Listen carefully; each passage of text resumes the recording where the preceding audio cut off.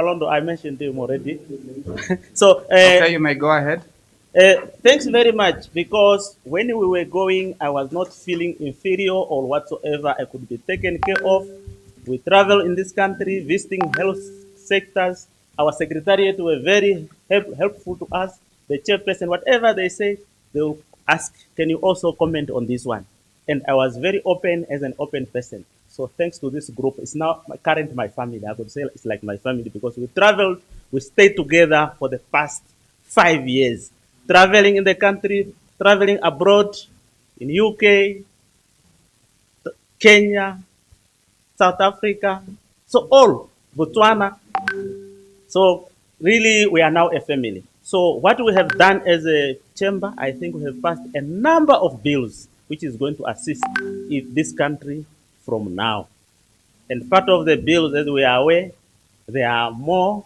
And the only bill which was not set well with me is the regional constituency development bill, which was tabled in the National Assembly, which we initiated, and later it disappeared. So I still have to anchor those who are coming to make sure that this bill is brought to this chamber, even if we are not there.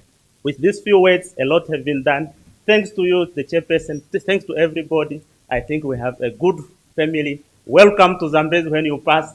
My place is 60 kilo from Kongola. Katima, on the middle, you'll find where it's written Sibinda. I'm there. Let me direct you. So, visit me. I'm your family. Thank you. I so submit. Yes, thank you so much. That was the only name that I've recorded, but they can always be afterthoughts. So if there is somebody who, okay, I'm seeing a hand of Honorable Mjindi. So please, you can take the floor. Yeah, thank you very much, Honorable Chairperson. I just decided now, because I see next week, Tuesday, is flooded by many honorable members.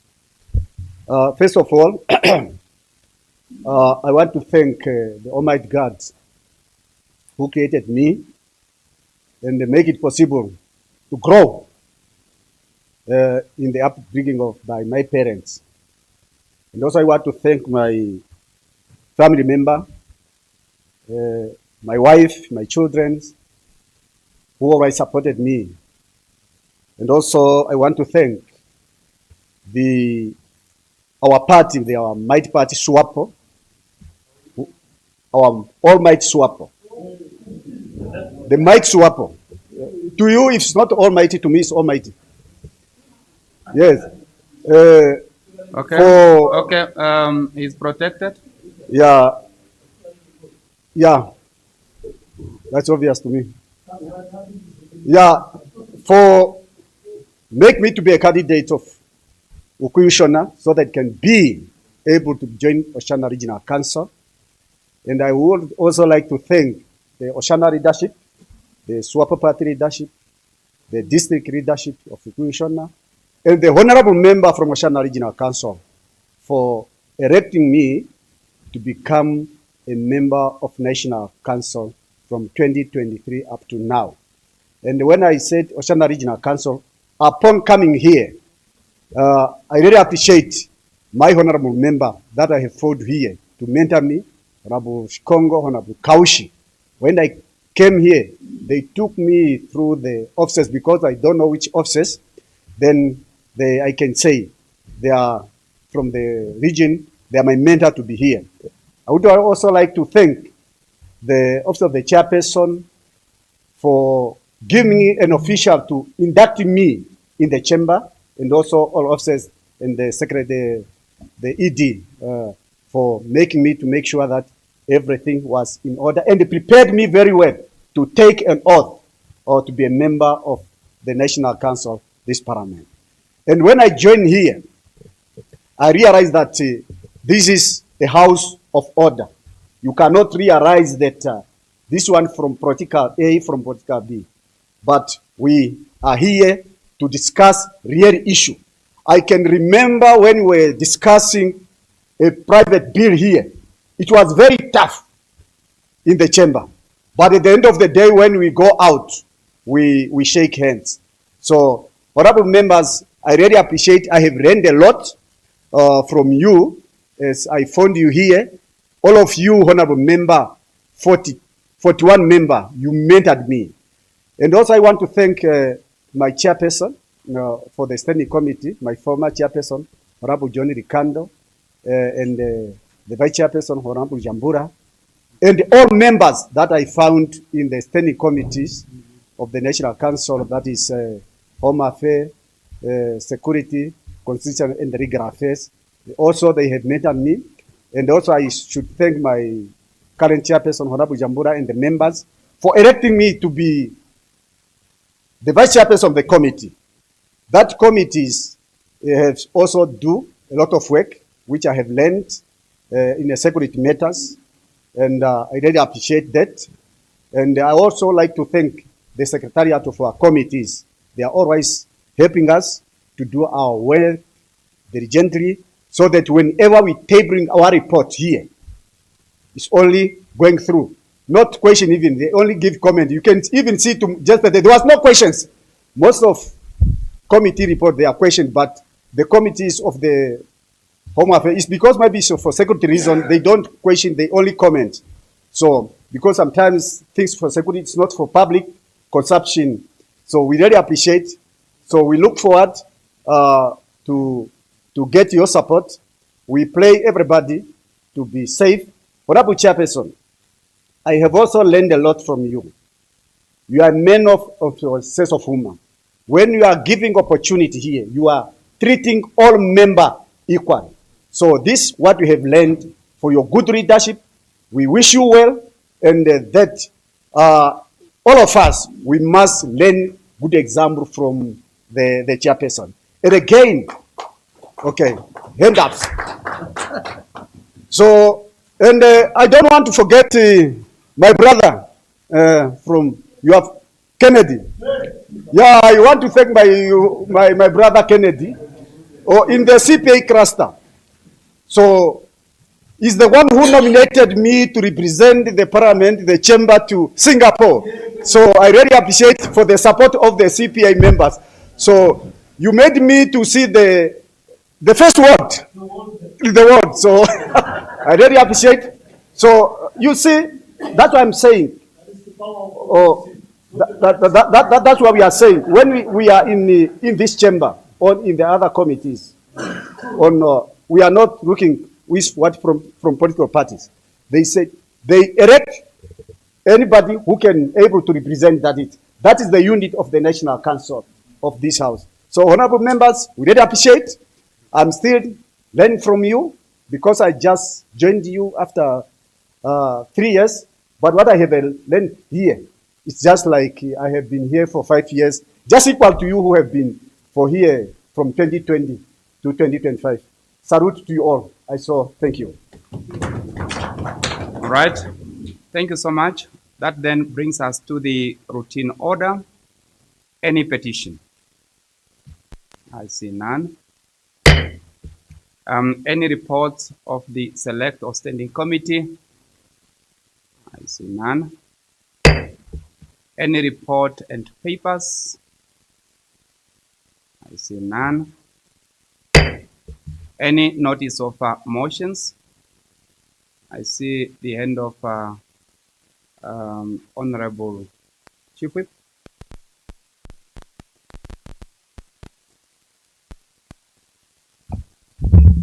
Thank you very much, Honorable Chairperson, Honorable Members. I hereby move a motion without notice that in accordance with Rule 31 of the Standing Rules and Orders of the National Council, the proceeding of the day not be interrupted if still under consideration beyond 13 hours. I so move. Honorable Chief Whip, you may now sign and table the motion.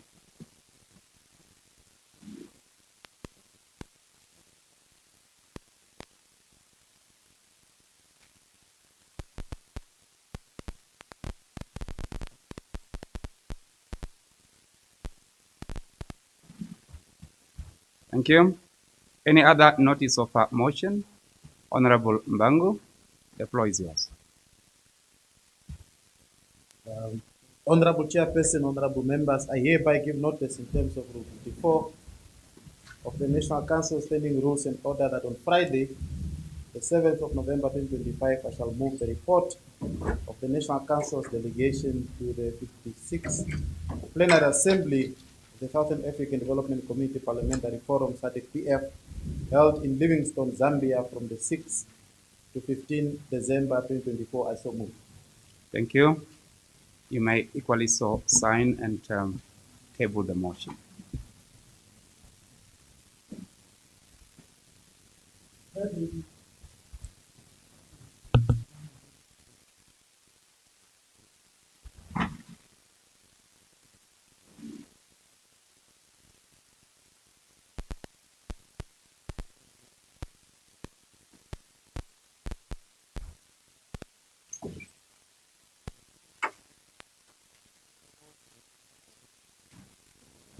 Honorable members, any further notice of motion? I see, okay, Honorable Mbangu again.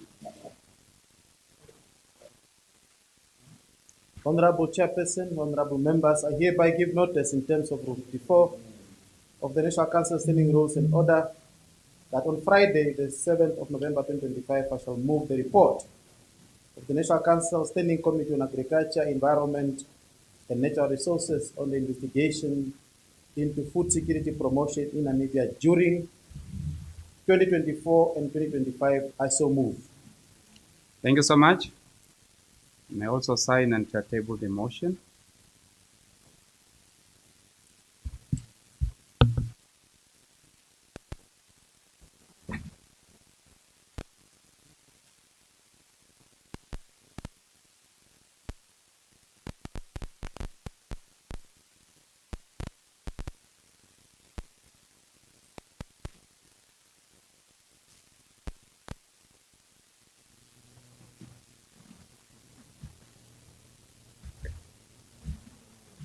Any further notice of motion?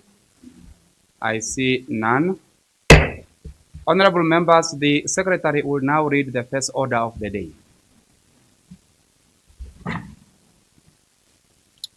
Reports, introduction and motivation of a report.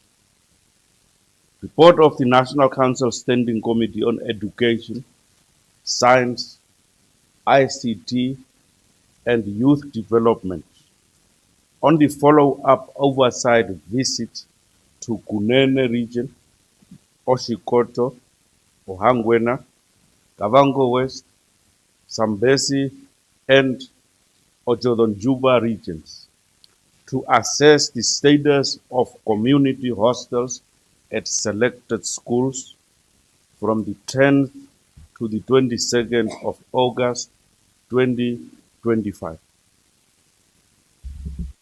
Thank you so much. Honorable Languo, are you ready to move the report?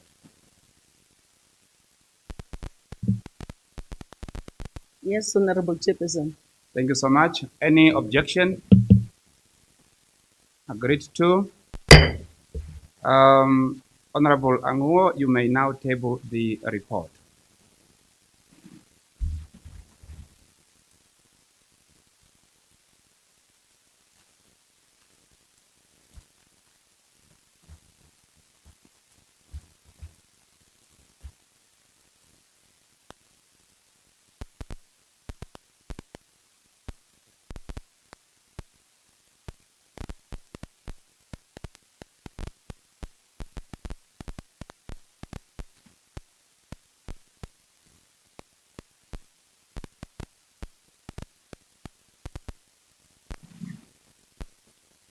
As you are getting back to your seat, please take the floor and motivate the report.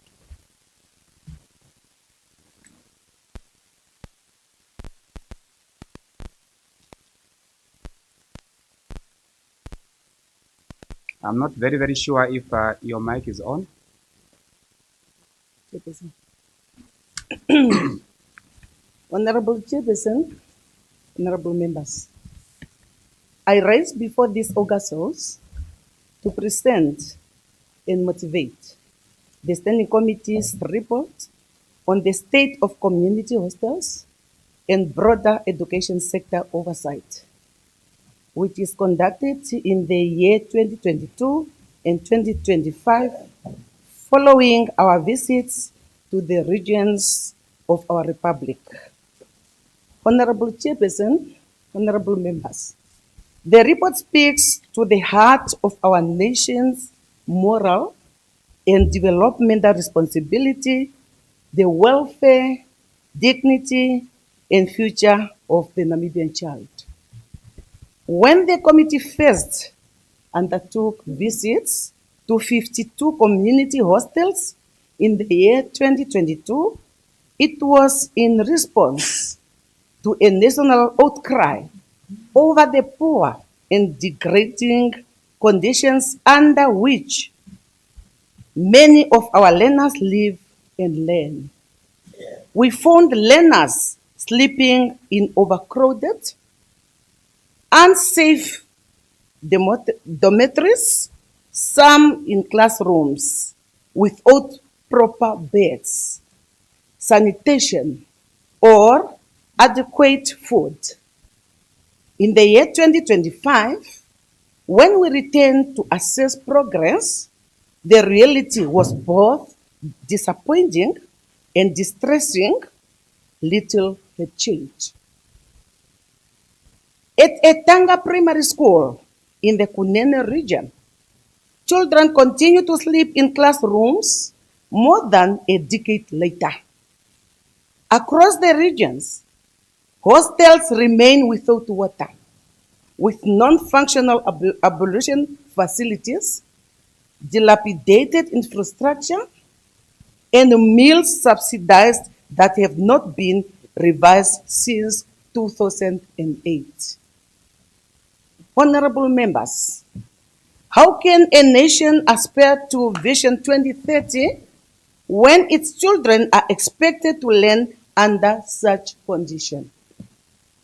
These conditions are not only unacceptable, they are a direct violation of the principles of dignity, equality, and the right to education enshrined in our Constitution. They are a painful reminder that our progress as a nation can only be measured by how we treat our most vulnerable children. These are not just administrative shortcomings, they are failures. They are failures that compromise health, safety, and human dignity. Learners from vulnerable and marginalized communities, particularly the San, they continue to live in deplorable circumstances, often without access to proper nutrition or basic necessities. Some of the most critical hostels, such as Kasivi, Owens, and Berg-Okas, remain in disrepair despite area interventions and promises of support. Honorable Chairperson, honorable members, amidst this challenge, there are signs of progress worth acknowledging. The ongoing government hostel construction at Onkumpula Combined School in Oshikoto region and planned hostel at KM Maundu to accommodate learners at the Tanga Primary School in Kunene region is commendable and represent a step in the right direction. Similarly, the committee notes with appreciation the ministry's collaboration with UNICEF, UNESCO, and MTC to enhance digital connectivity, teacher ICT capacity, and access to learning technology.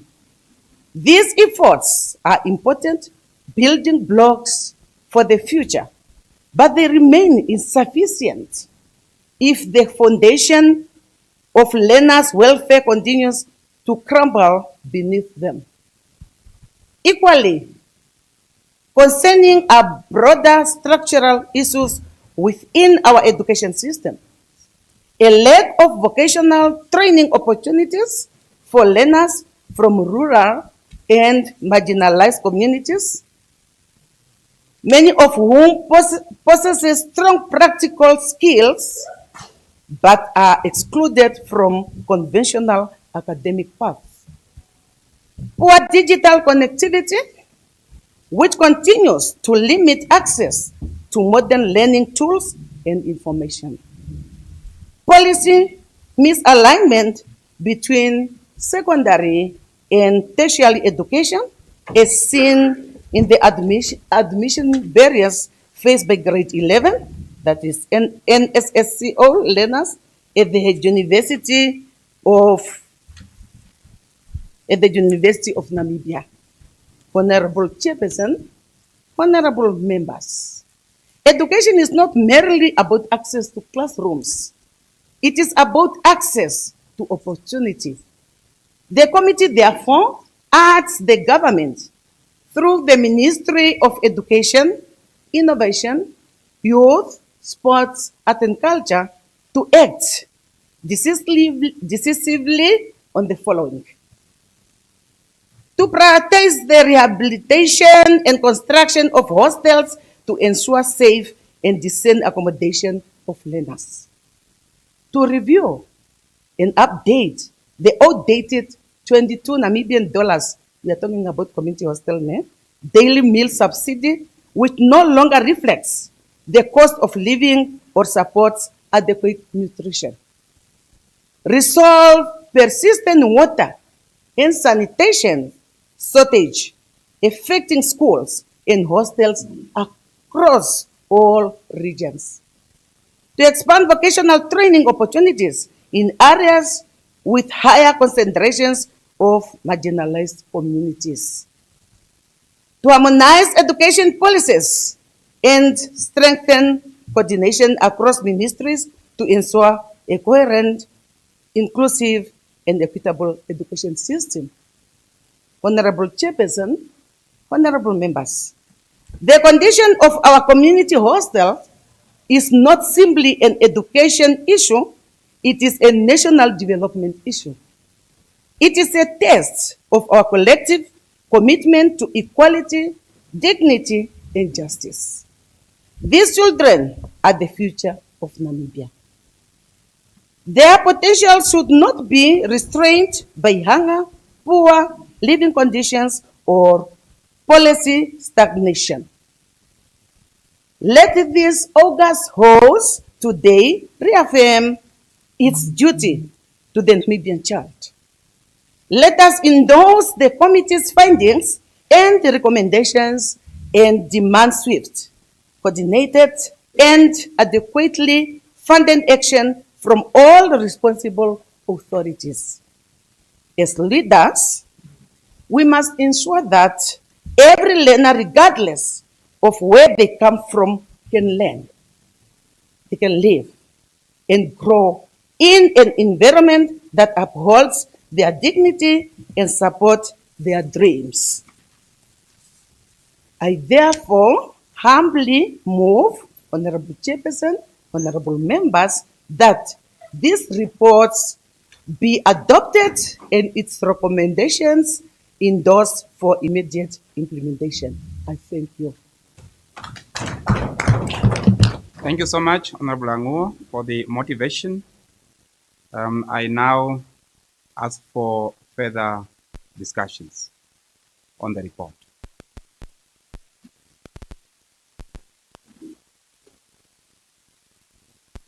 Honorable Mbangu, I see your hand. Your mic is still off. Yes. Thank you, Honorable Chair, even though I was busy perusing through the report. But I picked something, and my intervention will be very brief. In the first place, I want to thank the committee for the job well done, for carrying out this oversight. And the report has highlighted a lot of challenges within our education sector.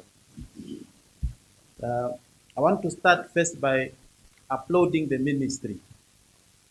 The ministry's plan or decongestion plan, which is aimed at addressing overcrowding across the region, I think that's a welcome move, because the ministry intends to address the issue of overcrowding.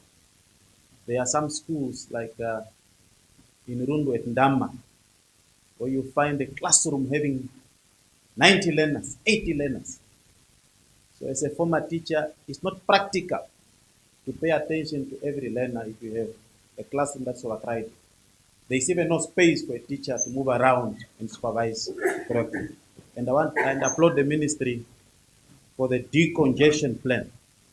And I hope it will be implemented with speed so that it just don't become a plan that is on paper, but it must be realized as soon as possible. On page 11 of the report,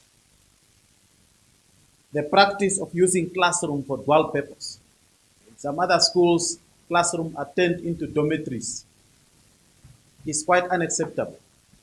I don't know where did we went wrong in our country with regard to the education sector. I remember when we were in school, just go to in a classroom with no pen and no pencil. Everything used to be provided by the government. Pen, pencils, exercise book, everything, literally everything. But now, as much as we are saying that education is free, practically it's not free. It's even more expensive than before. Because parents are expected to buy rims, to buy exercise book, to buy mattresses in hostels, everything. It's even becoming more expensive. On paper, we're just preaching free education, but practically, nothing is free. I'm quite sure for us constituency councillors, there are many parents who are always approaching us for assistance, especially when the school reopens. But in our statement, we are saying, no, there's a universal free education. So I think as a government, the government needs to do more, especially the Ministry of Education. With a small population that we have and the resources that we have in this country, these are evidence that our resource is mismanaged. It's mismanaged. That's why we are still facing this problem. In Kavango East, we only have 2 hostels in the inland that can accommodate more learners. There is 1 hostel at Matumbo Bebe in Mashare constituency. There's another hostel in the Quaterera in Rundura constituency. But the hostel in the Quaterera was not constructed by the government, by the community. It was through donor funding. And since the community have tried their level best, we want the government to come in to help meet the community halfway. And I think going forward, there is an issue, a problematic issue, especially in Kavango East, where there is rural-urban migration. And it's fueled because there are no hostels in rural areas. There are very few hostels in rural areas. That's why all the learners are moving into town. So we appeal to the Ministry of Education to look into that so that they can construct more hostels, especially in the inland,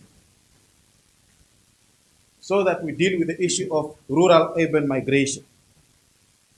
The school feeding program is another challenge.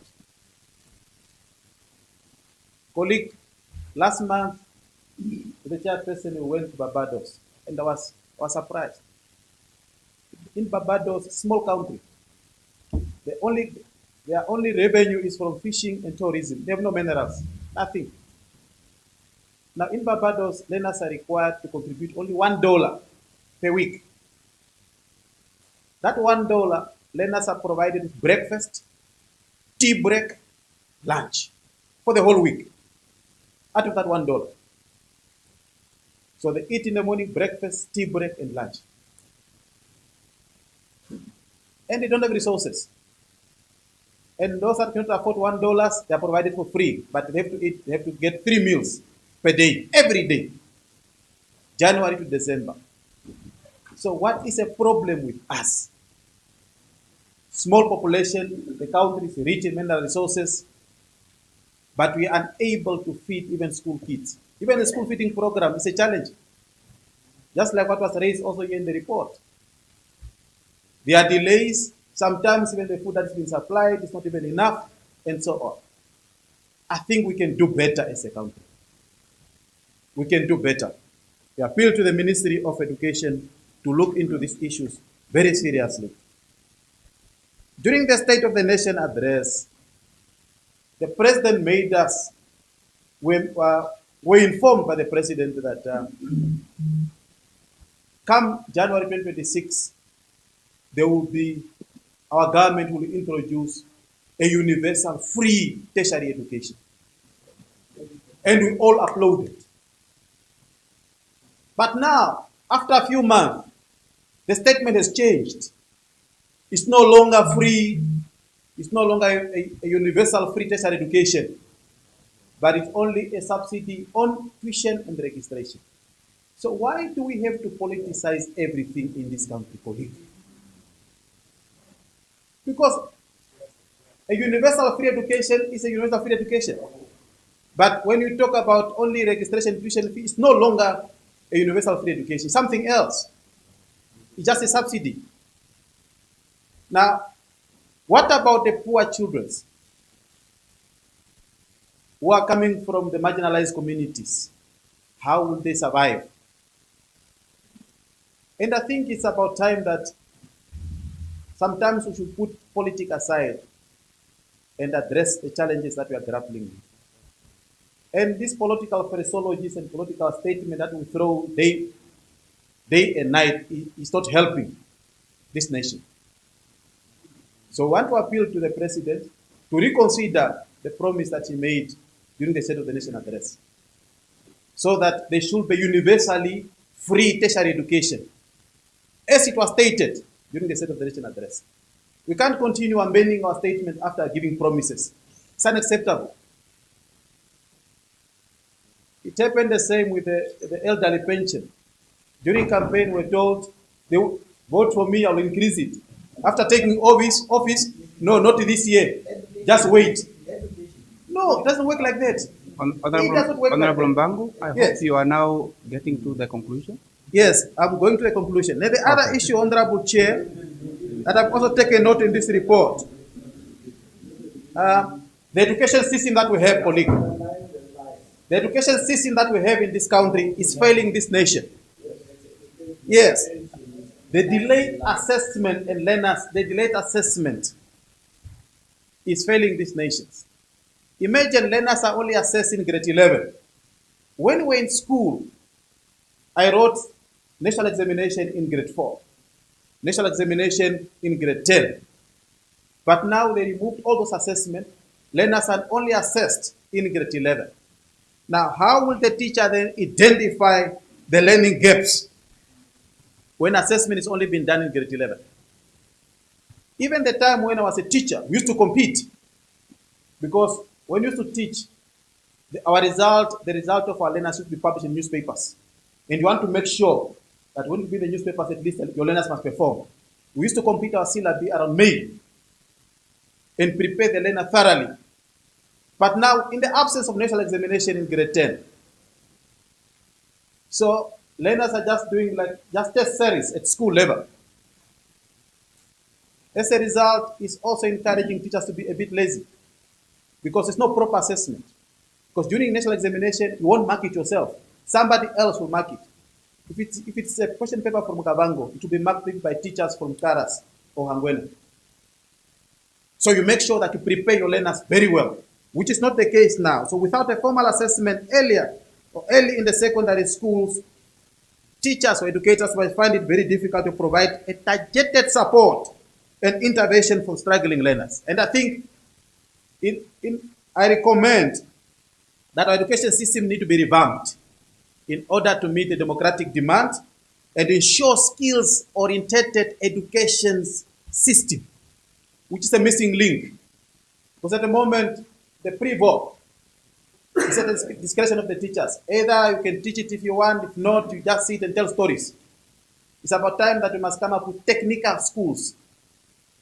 in all the regions. And lastly, we want to appeal to the minister's recommendation to establish mechanism to regularly update content, ensuring it remains relevant to Namibians' evolving democratic landscape. I so submit. Thank you. Thank you so much. Any further discussion? Okay. Honorable Abraham.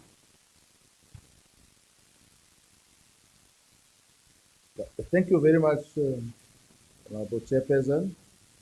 Myself, may I use this opportunity also to join my colleague on the report prepared in this House. First of all, I want to start by thanking the committee of the correct information, the correct during their oversight visit and the tribute to this very important House. Then, even so, we are not perused through the report, pick example. During the presentations, they indicate clearly that the vulnerable and the marginalized kids in Namibia, especially those at school in the rural area, still looking different from other Namibian children at the school grounds. Those speaking at the field, it's not taken as a way, as a country. But even so, I know the marginalized kids at a university level, they were taken care by the Minister of Gender. Institutions, registrations, host accommodation, everything is taken care of those marginalized kids, those admitted in university, all of them. Except those are not applied for that, but it is there, with the Minister of Gender. And then when I go ahead again, they indicate that hostels, Kumbura, we were there with my committee when we are investigating connectivity, road connectivity to the school in the rural area. And then on Kumbura, currently now, and the Tanga hostel is moving in a good direction. So we are proud to thank the ministry and the government of Namibia on such. VTC also indicated that it is not enough in Namibia. So the Namibian people, the child, they are not got enough chance for them to further their study or their skills or vocational skills. But in our country, we are still having this development, community development skill center, COSDEC and KAI. Even the entry requirement of such institution is very low. They started with either grade 7, grade 9, and grade whatever. What I appeal to the government just to support such community development skill center. Honorable. Okay. Yes, Honorable Chair, I stand at Rule 68, number 5, just for information. My reference to marginalized communities, not only the San and the Ogato, but the poor, including the poor from your constituency. They don't get support from the Minister of Gender. I need to elaborate that so that you can have that clear understanding. Yes. It's not only about the San. There are many poor people in all our constituencies. Yes. But they also marginalized, even though they're not San, they are also marginalized. And they will not, and with the current subsidies, they are left out, they're excluded because their parents can't afford to pay hostel fee at university. Just want to provide that information to Honorable Abraham. Thank you so much. Honorable Abraham, you may continue. Thank you very much, Honorable Chairperson. Then to Honorable Mbango, I think I made it clear. When we talk about marginalized people in Namibia, there's a certain people he mentions. Not those from the poor family and so on, but I talk about the marginalized people. And then they said, all the marginalized community members of our society, Minister of Gender, they are taking care of such a thing. From my own constituency, 3 of them, they are here in New England. And then everything is paid by the Minister of Gender. Can I go ahead, Honorable Chairperson, with the COSDEC and KAI? Through speaking, our government, through the Minister of Education, needed to market such institutions. They need to support financially such institutions so that they can accommodate more Namibian children, so that they can develop their vocational skills in a different trade. It's free, and then entry requirement also very low, and then it's a community thing. So they needed to be supported. Lastly, Lila, I want to thank the committee, and then I think they did a good job for us, and then for the Namibian people. Thank you very much. Thank you. Any further discussion? Honorable Lukaezi. Thank you, Honorable Chair, Honorable Member. I just want to join others on the report. Despite we got this report very late, but the report I just go through, it's a little bit, or it's clear. But what I didn't see, like they say they went to Zambezi, the regional representative, I didn't not see much, but it's good. What I wanted to say is there are hostels which were constructed before independence, and these hostels are dilapidated and they have breakdown of ablution facilities or pipe or the sewage every now and then.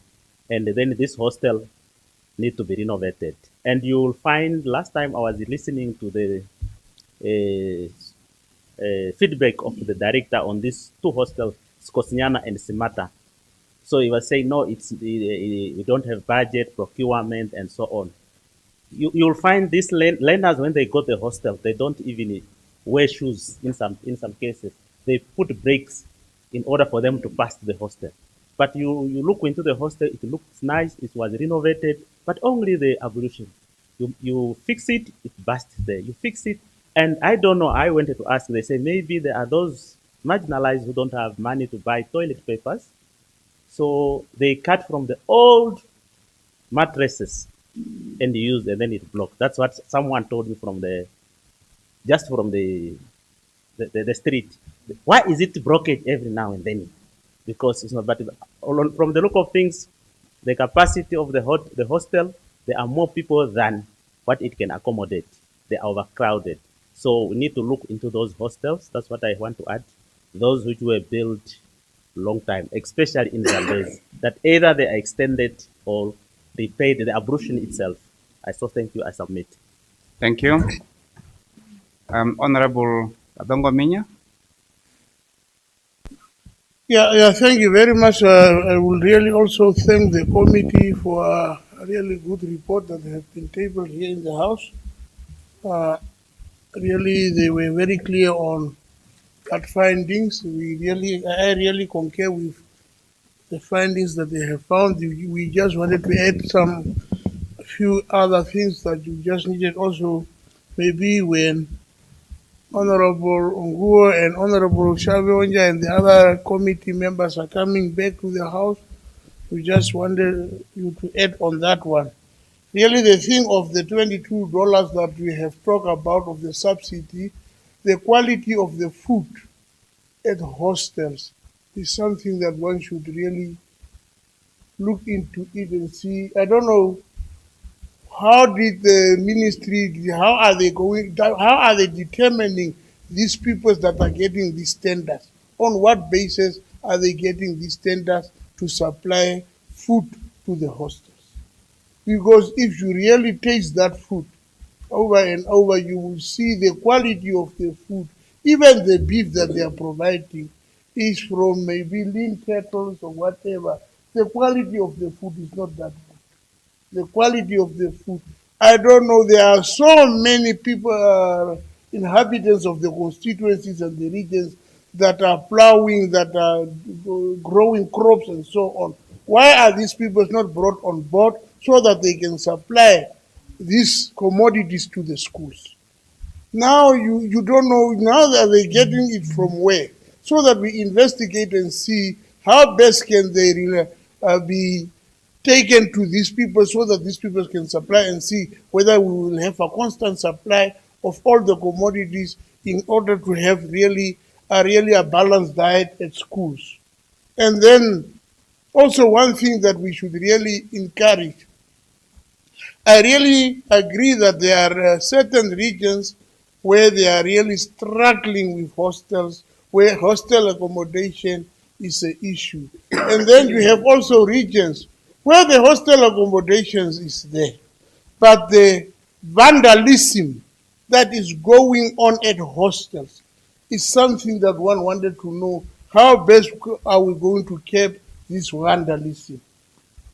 You renovate a hostel in 1 year, the very next year, that hostel, no tap is running, it is broken, but there are supervisors that government is paying to oversee these hostels. What is it? And every month you just pay. What is it that these people are doing? There is even I have a hostel where we have renovated, where we have get new mattresses and everything. 2 hostels. Today, parents should buy mattresses after 2 to 3 years. What happened to the mattresses? Kids are taking mattresses at the end. Even some of the workers are taking it. And they are taking it out. And then we blame one another and say it's because of what? Our supervision at our hostels. You are running to private hostels. What is the difference between a state hostel and a private hostel? It's only supervision. Our state hostels are not properly supervised. Those people, after school, everyone is drunk. Supervisors are enjoying themselves. Weekends come at the weekend. That's where our things are going wrong. And then we blame only government. Why are we not blaming those people that we are paying with our taxpayers' money that to take care of all these things? And they are not doing it. Really, these people are not doing it. That's why our hostels look the way it looks. Really. Let us also, one day in a year, just tell the truth. Let us, one day in a year, just tell the truth. Let us strengthen our supervision at our schools, and then thereafter we will blame the authorities. If everything at schools are done well, then we will blame and say there is this and this shortcoming, can we come in now? But if we just blame and never see the wrong, God will also not support us. And the other thing is this out weekends at our hostels. You are talking of marginalized communities. Every second or third week is an out weekend. And 1 o'clock, these people are out there. Those small kids, you found them out there. You are talking of a marginalized. When are they coming to pick up their kids? And where are these kids going to overnight if they are not picked up? And what will happen to them if they are not picked up? Huh? You will find kids. Oh, boy. Honorable Chair, under Rule 68, 2, it's a question of privilege, because Honorable Katangominya is generalizing that all the hostels that supervisors are drunkards. I think it's a bit reckless. So if they are drunkards in Maheke, it should not be drunkards everywhere. Because I know that there was a report, there was an incident that happened, for example, in Kavango East. The report that was given was totally wrong, contrary to what was the reality on the ground. So when we generalize, I think it's not proper. I think just refer specifically to your region, or Maheke, where there are drunkards, hostel supervisors. And then my question to you is that, did you make any intervention in that regard? So submit. Honorable Kadongo Minya, do you wish to react on that? No, he's right. It's not a general. I'm just saying that whenever you find people after schools, when these hostels are really not done well, we should take also the people that are working there on. You are right. We should not generalize. You are right. But I think we should go to the bone of what is going on at every school hostel. And you will find out what is going on there. And then to say it's as if government is not doing anything at all, it's also not good. We should not also generalize. There is instances where government go out of its way to assist because, and we should be really honest with ourselves. I have 3-4 hostels renovated in my term. But what you find today, there is no mattresses, but there were enough mattresses for everybody. But today there is no mattresses. Is it the problem of who now? What should we say? But today there is no report that will give you, maybe in my constituency, to tell you that this mattresses was removed because of ABCD. You will never get that report. So we have just as authorities also to strengthen our supervision at our hostels. We should make our hostels, because hostels were hostels before independence. What happens to our hostels after independence? Hostels were hostels. We have survived from hostels. We have never been attending day school. We have attended hostels, and hostels were hostels. What is the difference today? Why are we not looking after our own things? Why Namibians are we not looking after our own things? Huh? Why should we every now and then be blamed for every now and then? And look, hostels, the food that our peoples are getting these tenders to provide food for the hostels. Why are they doing that? Why are they bringing low quality food? And if the money is not enough, let them talk to the committee and say this money is not enough in this regard, so that we can add and have proper balanced diet for our kids. That is what I'm just asking. And then I will also ask the education ministry, look into the out weekends. The out weekends is also a problem. What is the reason for the out weekends? What is the problem? We pay, or should we pay more for our kids to stay in the hostel? Because our people are very mistreated during out weekends. You find kids with a lot of luggages on the road, and you have to pick them up, drop them there, drop them there. If there is no car that is picking them up, the distance from where I'm staying to the nearest high school is 90 kilos. And 90 kilos a kid to walk on foot to get home, because his parents is not coming to pick him up. Our parents have other priorities than, and some of them cannot even afford any transport to go and run and pick up the kid. But it's out weekend, they are allowed to go. In our terms, if there is an out weekend, there was always someone on duty, on call, that if there is kids that did not have transport, they did not get transport, and they can come back to the hostel and overnight there until maybe, and then there was arrangement for them even to get food. Today, those things are not existing. Why are we doing this? That is just by supporting the committee, whatever you have, because you haven't traveled to all the regions and constituencies, but what we have is the truth.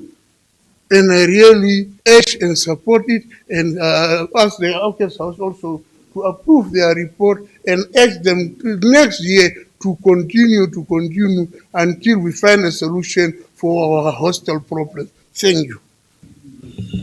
Thank you so much for the elderly advice. It's true, the issue of supervision should not just be ignored. Very, very true. I'm not just debating, but I'm emphasizing that the issue of supervision should be underlined. We will keep on pointing fingers to the government, but if those of us that are entrusted with that responsibility are not carrying out those responsibilities efficiently and effectively, all those that are provided by the government will just be vandalized. It's very, very important. Honorable members, supported by Rule 27 of the National Council Standing Rules and Order, I now adjourn the House for a health break, and we are expected to 11:10. So, in order.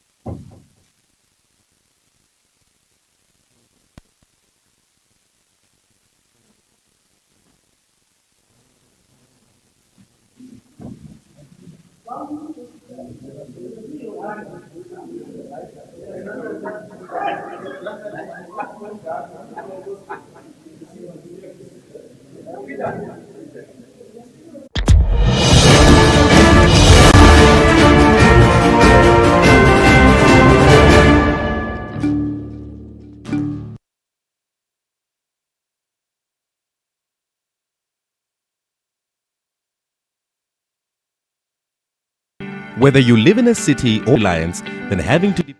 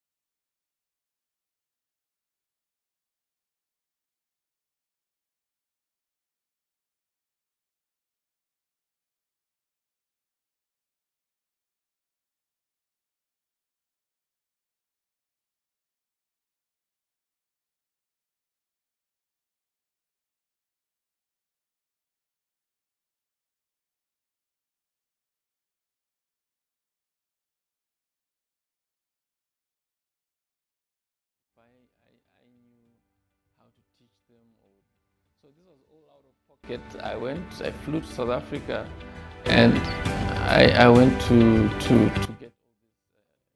this lesson from a lady called Pat. She's the one who helped me out. And then when I got that certification, I came to Ministry of Transport, and then we started talking in terms of having a driving school for people with impairments or disabilities. So it took about 9 months, back and forth, back and forth, back and forth, up until they approved the little car that I bought specifically for that purpose. So that's how it started. And then ever since 2017, these lessons have been going on. MVA came on board and started giving me some of their clients so that I can teach them how to drive. Many of his clients have been very thankful for this initiative, bringing so independence and confidence in their lives. Theopoldine Utarera Kanjo, turning 42 this year. I was in a car accident 17 May 2013, so I've been a wheeler now for like 9 years now. I started driving in 2018, and that is 5 years after my accident. My name is Tony Pock, and I'm 23 years old, and yeah, I'm a student. ISEC is an initiative whereby he provides driving school for people living with disabilities. It is a very unique initiative to help those who otherwise would have struggled in Namibia, because his driving school puts people in a position whereby they are more independent and can depend on themselves rather than depending on others. So the initiative is very much important. How did I get hold of Isaac? I cannot remember. I was introduced by someone. I was given his number by someone, and I contacted him. And then he told me all the procedures, what I have to do, what I have to go through, because you also have to go for like an assessment before you even can go get your license and everything.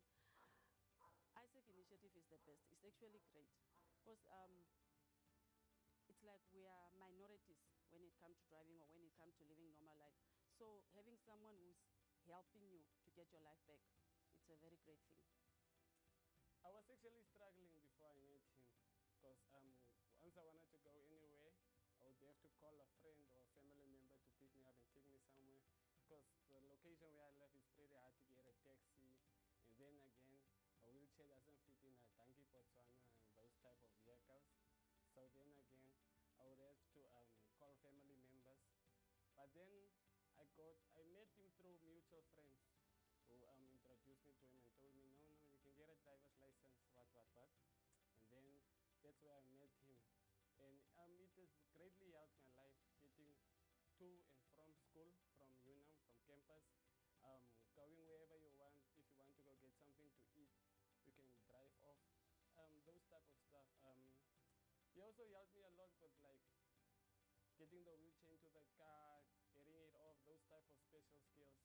So his initiative has really, really impacted my life. How was the first lesson for you? It was fine. It was fine. Okay. Yeah, don't worry about getting everything the first day. It comes with time. Yeah, because you're teaching your brain how to do this with your hands, and you have to do it over and over and over again until such a time that it becomes natural for you just to brake and accelerate with your hand without thinking. Okay, that's where we want to get you at. So good one. Hope to see you next time. I think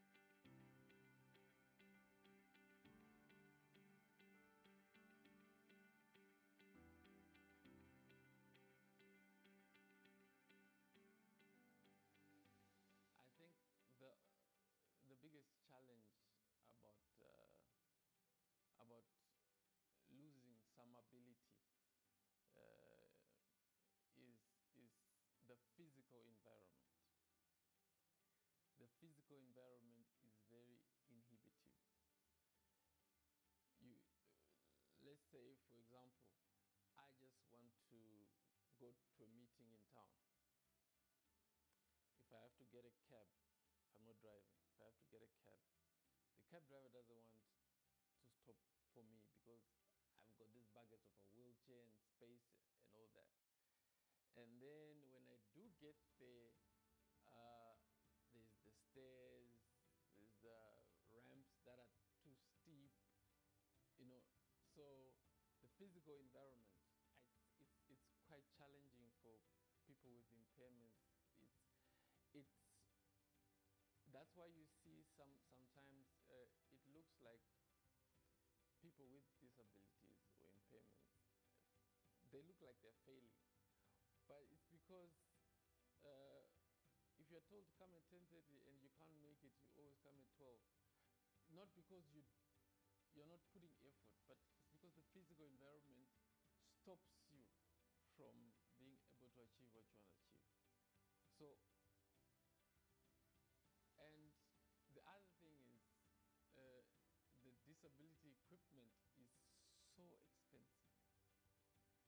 We have to figure out as a country how to make these things cheaper, or how medical aids can cover more, because the average, most of these chairs, they're north of 60,000.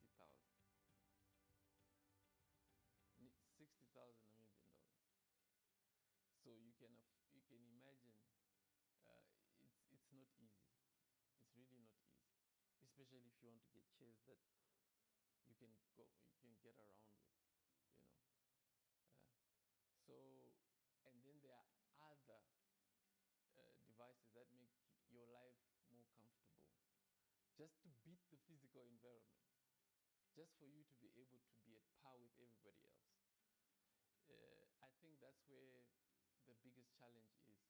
And I would appeal, the people that can really change this quickly are architects.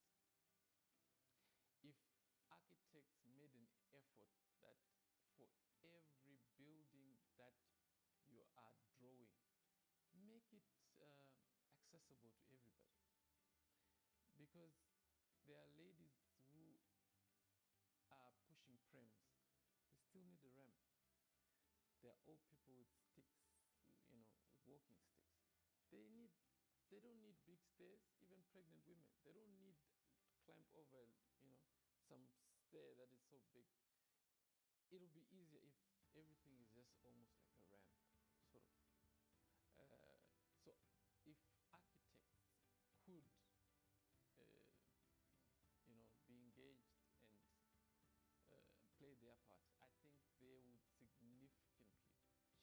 Because when somebody builds their house, you never think of these things. I never thought of these things when I was walking. I never thought of,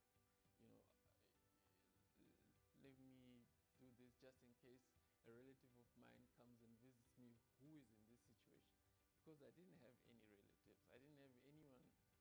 But now I have a lot of people that I know that are in this situation, because it's now my constituents, so to speak. Yeah. We waste a lot of money as government, even as MVA, putting ramps and trying to redevelop something and destroy it and build it again. But if people could just do it the first time round, then, if everything is always made in such a way that it's accessible for everybody, then you don't pay for the same thing twice. You save money.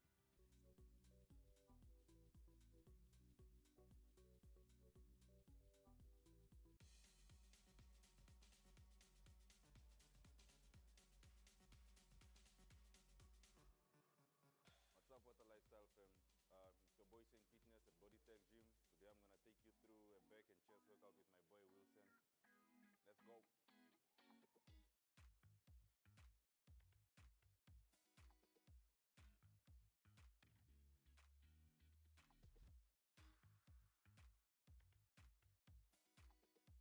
Usually I start my workout with some sort of warm-up. Today I'll just do about 2 to 3 minutes skipping rope just to get the body warm, and then we'll take it from there.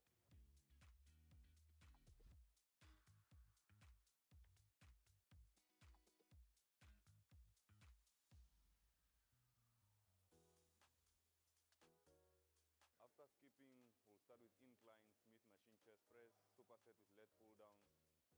Because we're doing back and chest, so it's better to work on them at the same time. While one is stretching, the other one is working.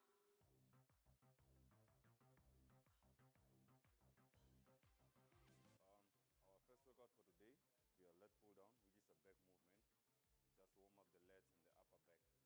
So we'll be doing about 4 sets of 12 to 15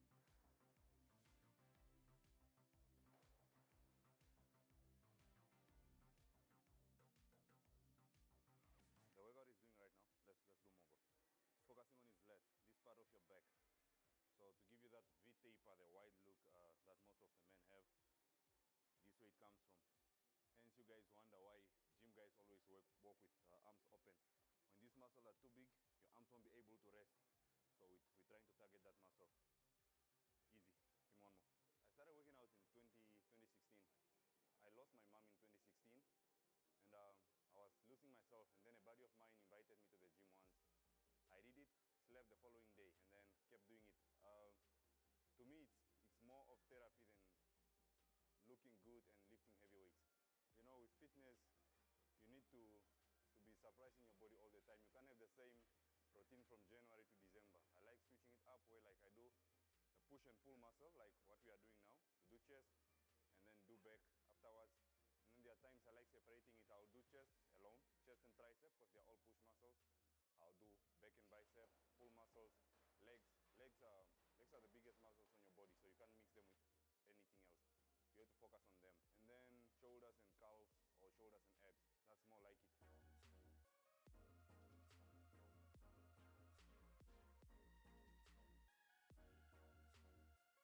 Fitness here, personal trainer at Bodytech Gym. I took you guys through my back and chest workout. Till next time. Cheers. One of the most important things that we probably need to look at, especially in the area of teenage pregnancy, is information dissemination. I think I would encourage first and foremost parents to talk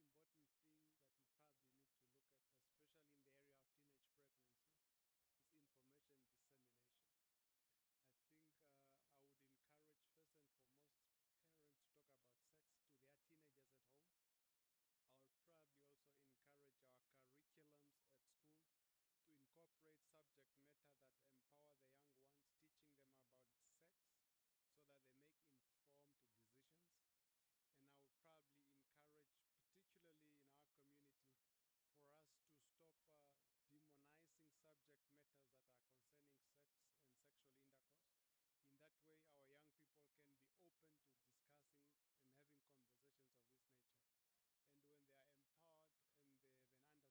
not financially stable.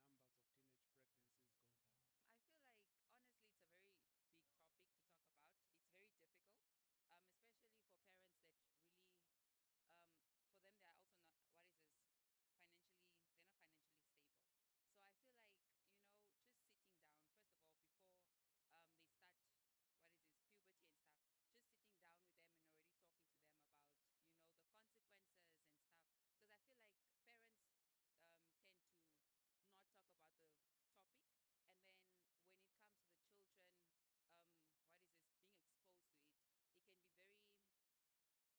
not supposed to be doing, and they don't know how to even approach the parents because the parents are also not open. They haven't really touched into the topic, but they have prepared me mentally, and they have spoken a little bit about it. And being a self-aware person that I am, I myself, I look out for myself. I know what is right and what is wrong. So, yeah, yes, they were open enough.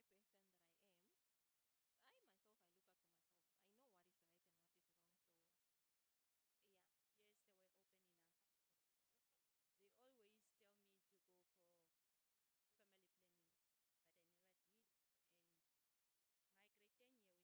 And my grade 10 year, which is 2 years back, I got pregnant, which was a disappointment to them.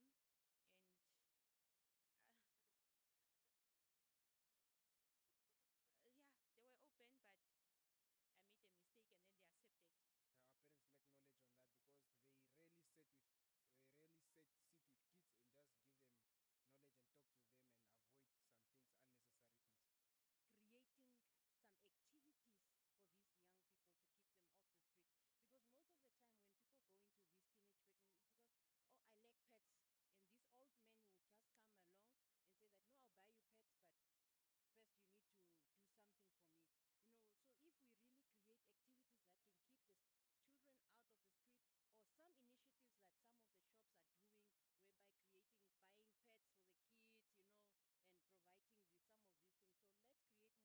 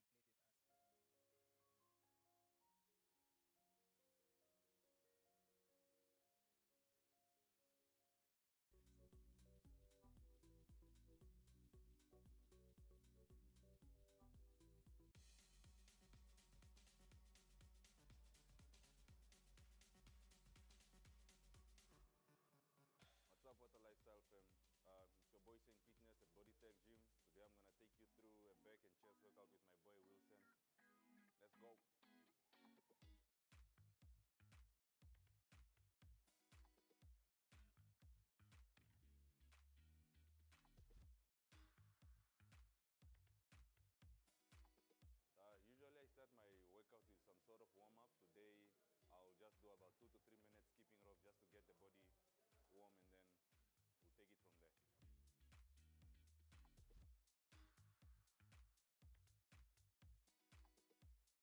from the elder parents that our parents never neglected us. What's up, Water Lifestyle fam? It's your boy Saint Fitness at Bodytech Gym. Today I'm gonna take you through a back and chest workout with my boy Wilson. Let's go. Usually I start my workout with some sort of warm-up. Today I'll just do about 2 to 3 minutes skipping rope just to get the body warm, and then we'll take it from there. After skipping, we'll start with incline, Smith machine chest press, superset with leg pull downs. Because we're doing back and chest, so it's better to work on them at the same time. While one is stretching, the other one is working. Our first workout for today will be a leg pull down, which is a back movement. Just warm up the legs and the upper back. So we'll be doing about 4 sets of 12 to 15 reps. The workout he's doing right now, let's do more, bro. Focusing on his lats, this part of your back. So to give you that V-taper, the wide look that most of the men have, this way it comes from. Hence you guys wonder why gym guys always walk with arms open. When these muscles are too big, your arms won't be able to rest. So we're trying to target that muscle. Easy, give me one more. I started working out in 2016. I lost my mom in 2016. And I was losing myself, and then a buddy of mine invited me to the gym once. I did it, slept the following day, and then kept doing it. To me, it's more of therapy than looking good and lifting heavy weights. You know, with fitness, you need to be surprising your body all the time. You can't have the same routine from January to December. I like switching it up where I do a push and pull muscle, like what we are doing now. You do chest, and then do back afterwards. And then there are times I like separating it. I'll do chest alone, chest and tricep, because they're all push muscles. I'll do back and bicep, pull muscles, legs. Legs are the biggest muscles on your body, so you can't mix them with anything else. You have to focus on them. And then shoulders and calves, or shoulders and abs. That's more like it.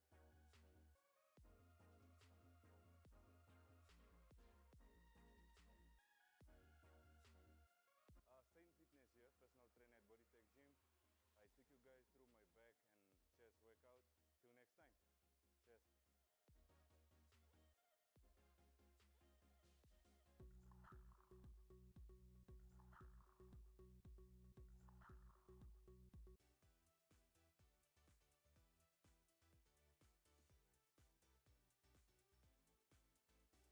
Oh, we're here. All right. So, the What I Wear segment is a segment geared to teaching us how it is that we can pair those amazing pieces that we have that we don't know how to style. It's wintertime, it's time to layer. Let's get to find out how it is that we can best do it.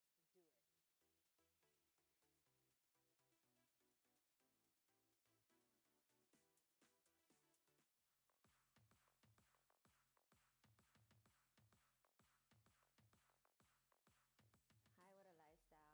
This is Dre, Bo Dre, but you guys can call me Dre. You guys have probably seen me on Fashion Week, a few photo shoots here and there, so I do model, and today I'm going to show you guys what I would wear during the summertime.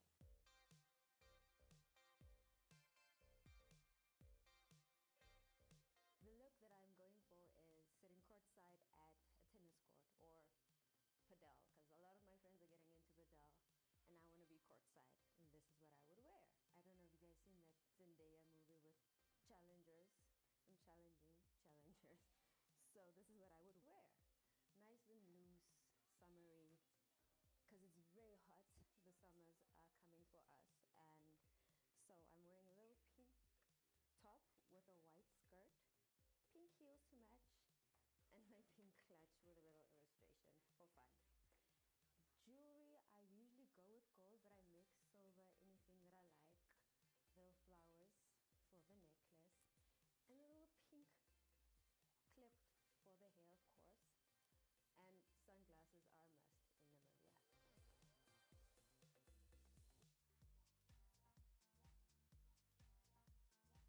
So this is look number 3, guys, for a night out with your girlfriends. Picture, I guess, Strictly Soul, R&B. I always love wearing black. I always feel good in black. And if you can get yourself a little piece of fabric, do that, because this is what I did. So this is a little silk number that I literally just cut up and put on my body. As you guys can see, I made a little skirt and a little top, partnering it with a little black bag, of course, and my brat heels, as what I like to call them, with gold jewelry to go with. And obviously when you go out with the girls, the hoops are a must. And sunnies, because the lights are bright when you go outside. So for my necklaces, I like to stack them all the time. So I went with gold and black. I feel like we should bring chokers back too. And the rings, all gold, of course. Bangles too. Bring bangles back too, guys. Let's bring extravagance back.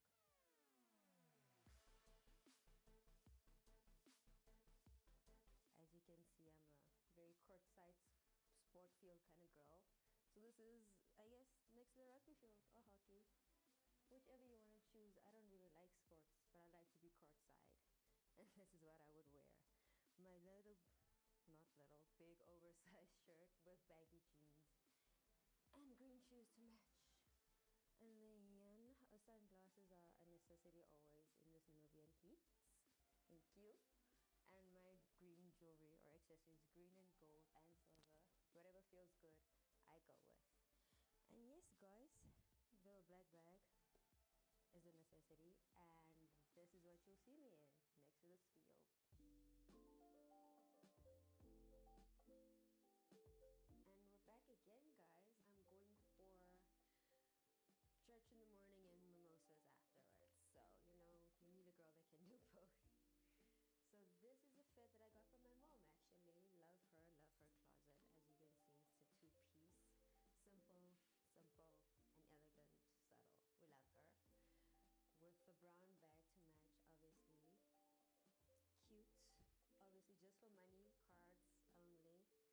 And my accessories are gold. I love gold, but I kept it simple this time. One necklace, few rings, like one or two.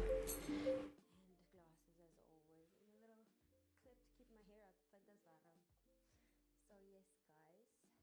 And then I have my little comfortable Afrikaans teacher shoes on. You know, they do trapper. Because we're gonna be moving on a Sunday. This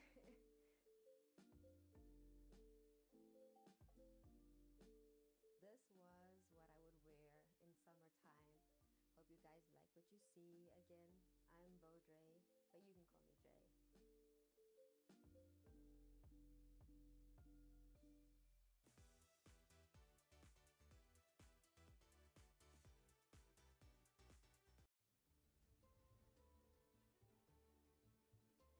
This is NBC2. It's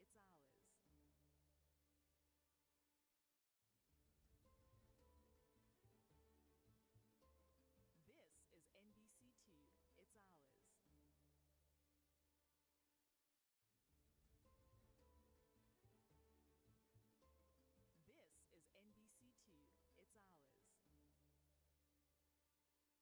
Namibia Votes 2025 brings you a six-part documentary series. The Commission remains steadfast in its pledge to uphold and deliver free, fair, and credible elections. I have not seen quite a robust voter education. We had community dialogues where we explained the electoral process and how to work with your councillors. The local and regional elections usually have a much lower turnout. Join me every Sunday at 1700 hours on NBC1. From the basics of how regional councils and local elections work to the impact they have on communities across the country. Young people play a pivotal role in enhancing our democracy. This is the foundation of national governance, and it is what affects you in your daily life. Together, we'll reflect on past elections, uncover the differences between the regional councils and the local authorities' functions, and examine the growing phenomena of independent candidates. We'll also look at the role of the law in shaping these elections, and of course, how ready Namibia is for the big day ahead. Behind the scenes, our dedicated producers, Martha Mwafengeyo, Elago Shitatala, and Richoline Oses, are on the ground bringing you the latest updates and in-depth analysis throughout this election season. Stay informed, stay engaged as Namibia prepares to vote. It's your democracy, your voice matters. Don't miss Namibia Votes 2025 every Sunday at 1700 hours only on NBC1.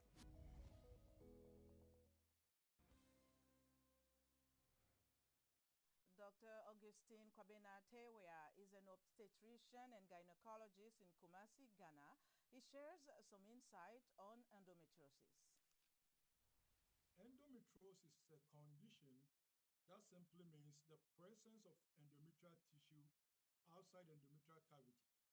Now, if you take the womb or the uterus of a woman, it has three layers. We have the outside layer, which we call parametrium.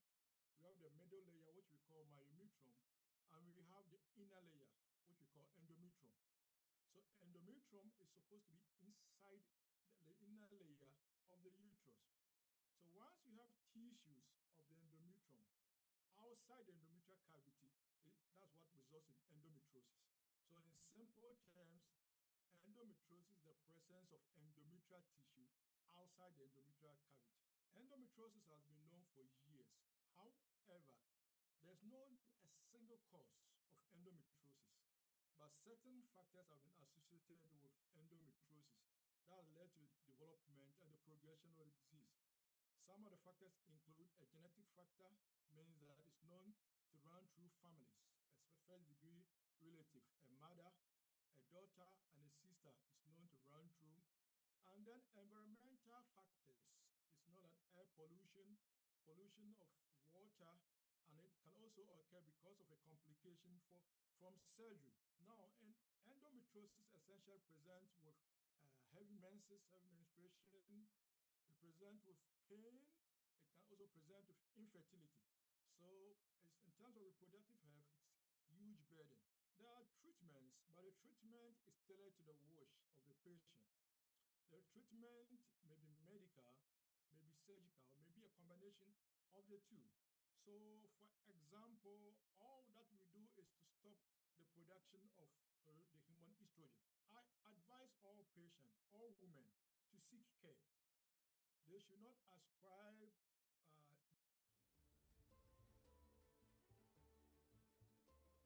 This is NBC2. It's ours.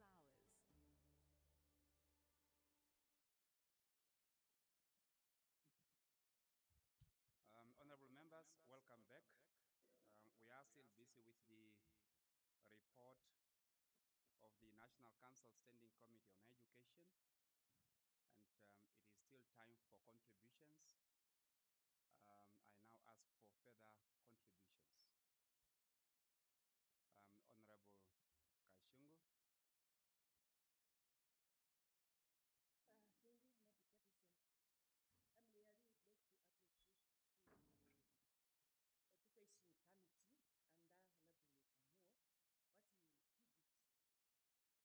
appreciate,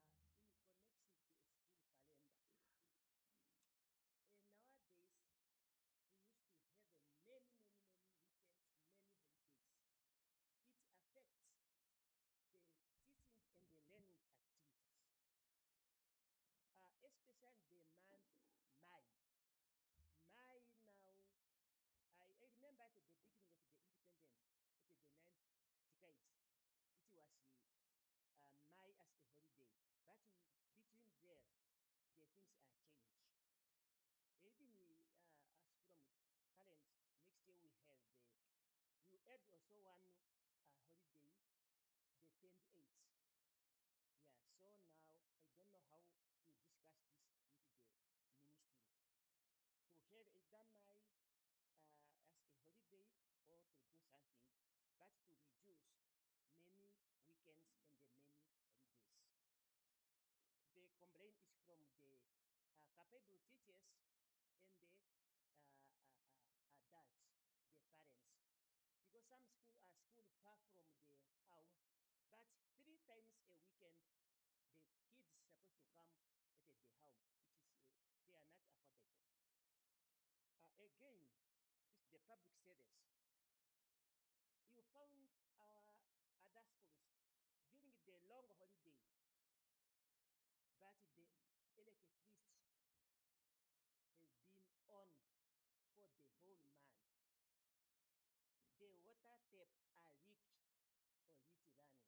The water tap are leak or leak running. That one is make our government price. So many public entity, they are all non-power, all non-water, because of that. They get into touch with that. So thank you a lot. Thank you so much. Honorable Gobs.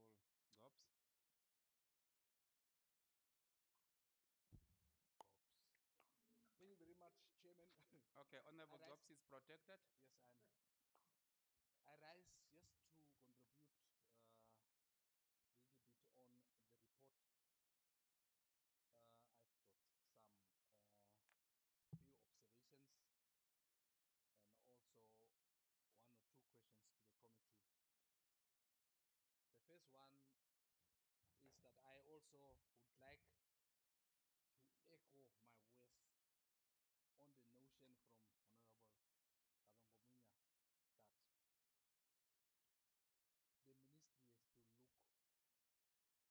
into the appointment of the caretakers at the hostels.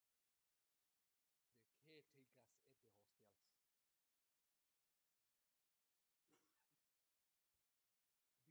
the child caretakers or the hostel superintendents, because these people are paid an allowance. In those years, there were something like a fee that we have to pay. If you have to broke something at the school or at the hostel, you don't get back that fee at the last term of your school calendar. But also alluded, a hostel might be renovated for a financial year. Within 3-4 months, then the toilets, the taps, the shower caps are no more there. Because sometimes the toilet pots are broken. I don't know whether it is the learners that is doing this or people outside the the hostel doing this. You will say Kunene,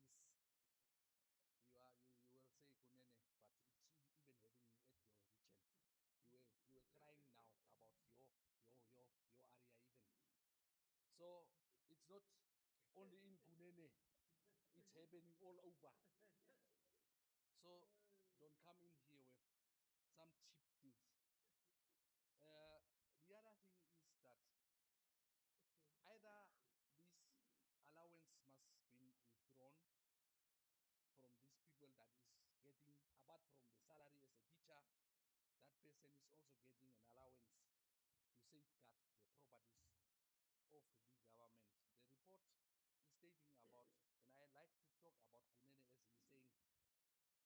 saying, I like to talk about something that I know, Etanga, and you talk also about one school that the hostel facilities are not up to standard. But now my concern, little bit concern is you are talking about community hostels and government hostels. So within these two, maybe the committee must inform the house that when you were at Etanga, because these learners make use of classrooms. So is there any government hostel at Etanga following your report? Or are they making use of the classrooms only? Or is there a community hostel at Etanga? The other thing is about the community hostels also is that some parents are also staying with the learners within the structures, whether it is corrugated iron structures or maybe made from these traditional maybe materials. So within your recommendations, I tried to see whether you have underlined these issues that is coming on for years. So, but you only mentioned in your conclusory remarks that within your first report also you have highlighted this, but now within the recommendation it is not featuring that you again recommend that it must be looked into. So I submit. Thank you so much. I'm a bit worried with regard to time, but there is no way that I can prevent you from contributing. Honorable Kennedy. Thank you, Honorable Chairperson. Actually, I will fail in my duty if I don't contribute towards a discussion of community hostels all over the country. In my constituency, we are having about 7 community hostels.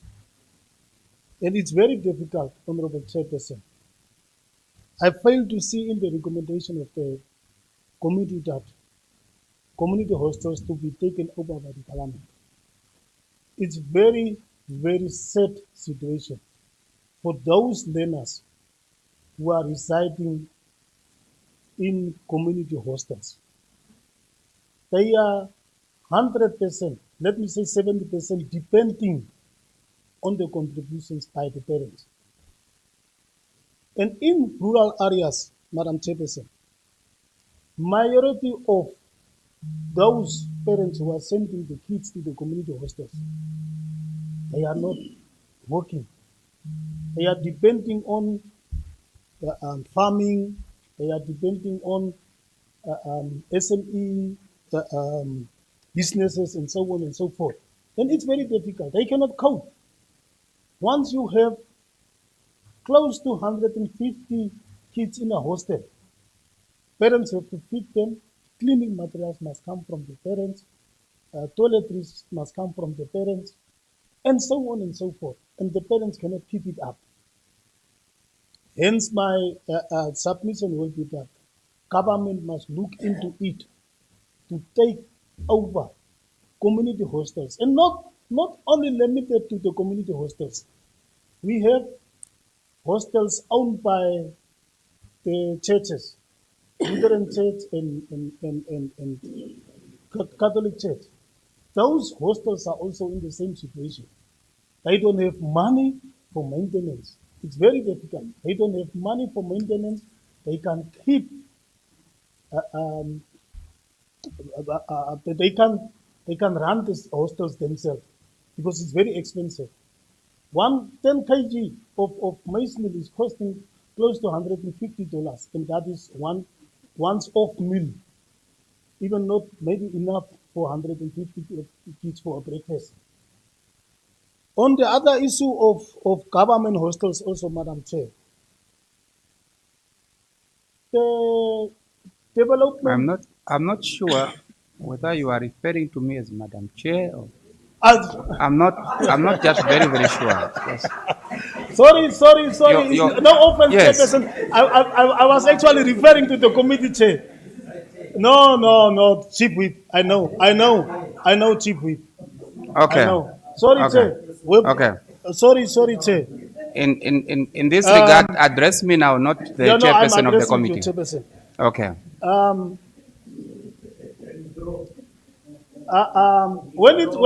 Anyway, I really understand, because the person who presented the report is the chairperson of that committee. Yes. And then we are just making contribution to that report, of which then Honorable Kennedy was referring to him. But I'm just correcting him by saying that he should not address the chairperson of that committee, but rather address me on behalf of the council. Honorable Chairperson. Thank you so much.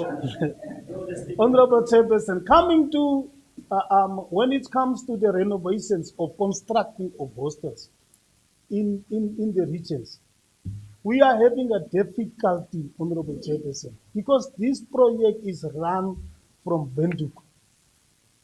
And the decentralized function of education in the regions cannot monitor that project. Currently, we are having, remember with COVID-19, education used to renovate toilets, some hostel facilities, and so on and so forth. In my constituency, the contractors, the job was substandard. A school building was constructed by then government in 1976 or 1975. Go to a school in Damariskia or Fenita in Swakopmund, and you will see that toilet handles are still there from 75. But go to that hostels which have been renovated recently. Now door handles, nothing is there, because the planners of those who are monitoring the projects are really not doing their job. They are just signing off the things. Hostels in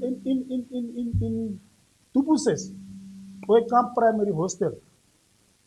That video was all over the social media about a month or two back, all over the social media. How those kids, 6 years old kids, are sleeping in that dilapidated situation, packed like fish in those small rooms. So that's like sardines in those small rooms. And we cannot be proud as a government, number one. Secondly, as lawmakers, putting kids in such a situation, using the political situation, and see to it that the kids must be suffer like that. It's uncalled for. So I'm calling on the committee to really make sure that government job of government tenders with regard to educational facilities are seriously taken care of, and standard jobs must be done by the contractors. So I submit, Honorable Chair. Thank you. Thank you so much. Honorable Amjinde. Thank you very much, Honorable Chairperson. Mine is very brief. Very brief. I just want to say that learners in the Flowing School in Oshana region are accommodated in shacks. And it exposed these kids into many evil things. So while there is underutilized breedings in Ondangwa that's supposed to be converted into community hostel, these are the schools. The learners that are schooling at Ondangwa Secondary School, most of them, they are accommodated in the shacks.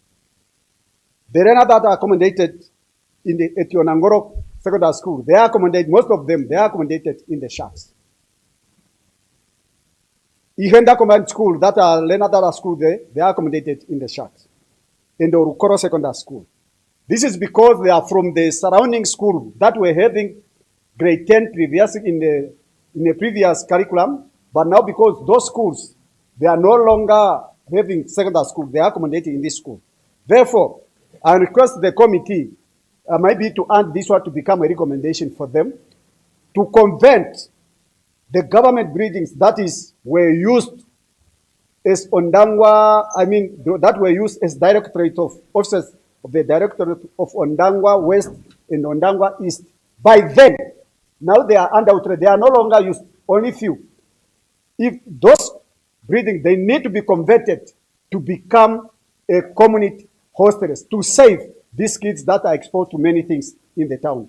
Maybe I have request to the committee to make this one a recommendation so that the Ministry of Education can engage the Ministry of Work and Transport if there is a possibility to use this one as a community hostel. I so submit. Thank you, Honorable Chairperson. Thank you. Honorable Shimi. Yes, thank you very much, Honorable Chair, Honorable members. I guess you are the last on this list. Yeah. I have just want to do some submission or seek the clarity first from the committee through you, Honorable Chair, that when this committee visits a particular region, after visiting hostels and so on, before their exit, do they visit the regional Directorate of Education for the division of regional development plan and ask them what they have seen there and what is their way forward after that? Because if we didn't visit this regional office, then we might also fail, because there's no other way for come and visit the ministry here if we leave the regional directorate plan here. And if you did so, congratulations. And if not, in future, do that. Once you see all the problems in the regions pertaining the arenas and hostel and so on and school development project, your conclusion should go to the region. Ask them. Director of planning, chairperson of the region, and if possible, up to the governor. Call them together and ask them and give them a report and ask them a question. Why this is like this? Why this is like this? What is the way forward here? When are you going to improve here? Then when you do all your preparation of the committee, we incorporated all those findings you have corrected from all relevant authorities within the regions.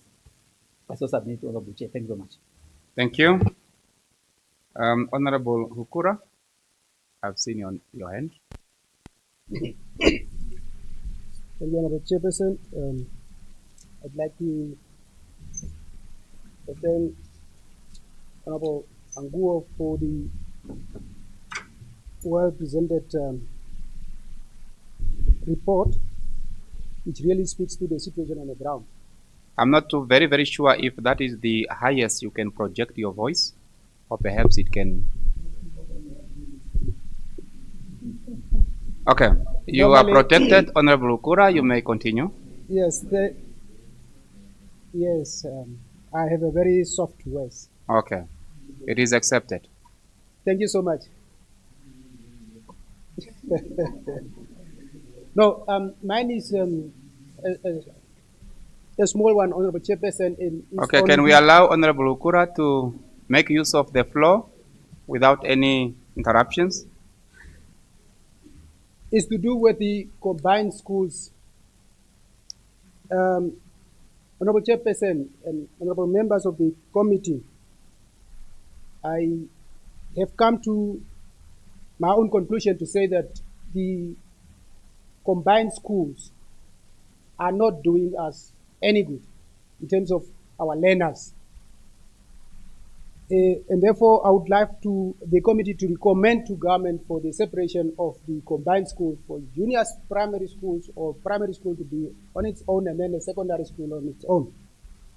Because when we keep these children together, the young children learn about all these bad things at an earlier stage from the elders who are very much exposed to substance, to other things. So, and therefore I wanted to just ask the committee to recommend to government to separate combined schools, the junior primary or the primary schools from the secondary school, and to do away with the combined school. That's all I wanted to submit, Chairperson. Thank you so much. Having listened to all those that have contributed, I now ask Honorable Anguo if she so wished to reply.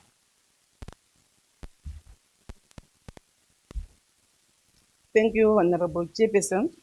Yes, I will reply. Please go ahead. But before I do it myself, I will give the chance to the honorable members, as they have been part and parcel and playing a big role in this oversight. Thank you.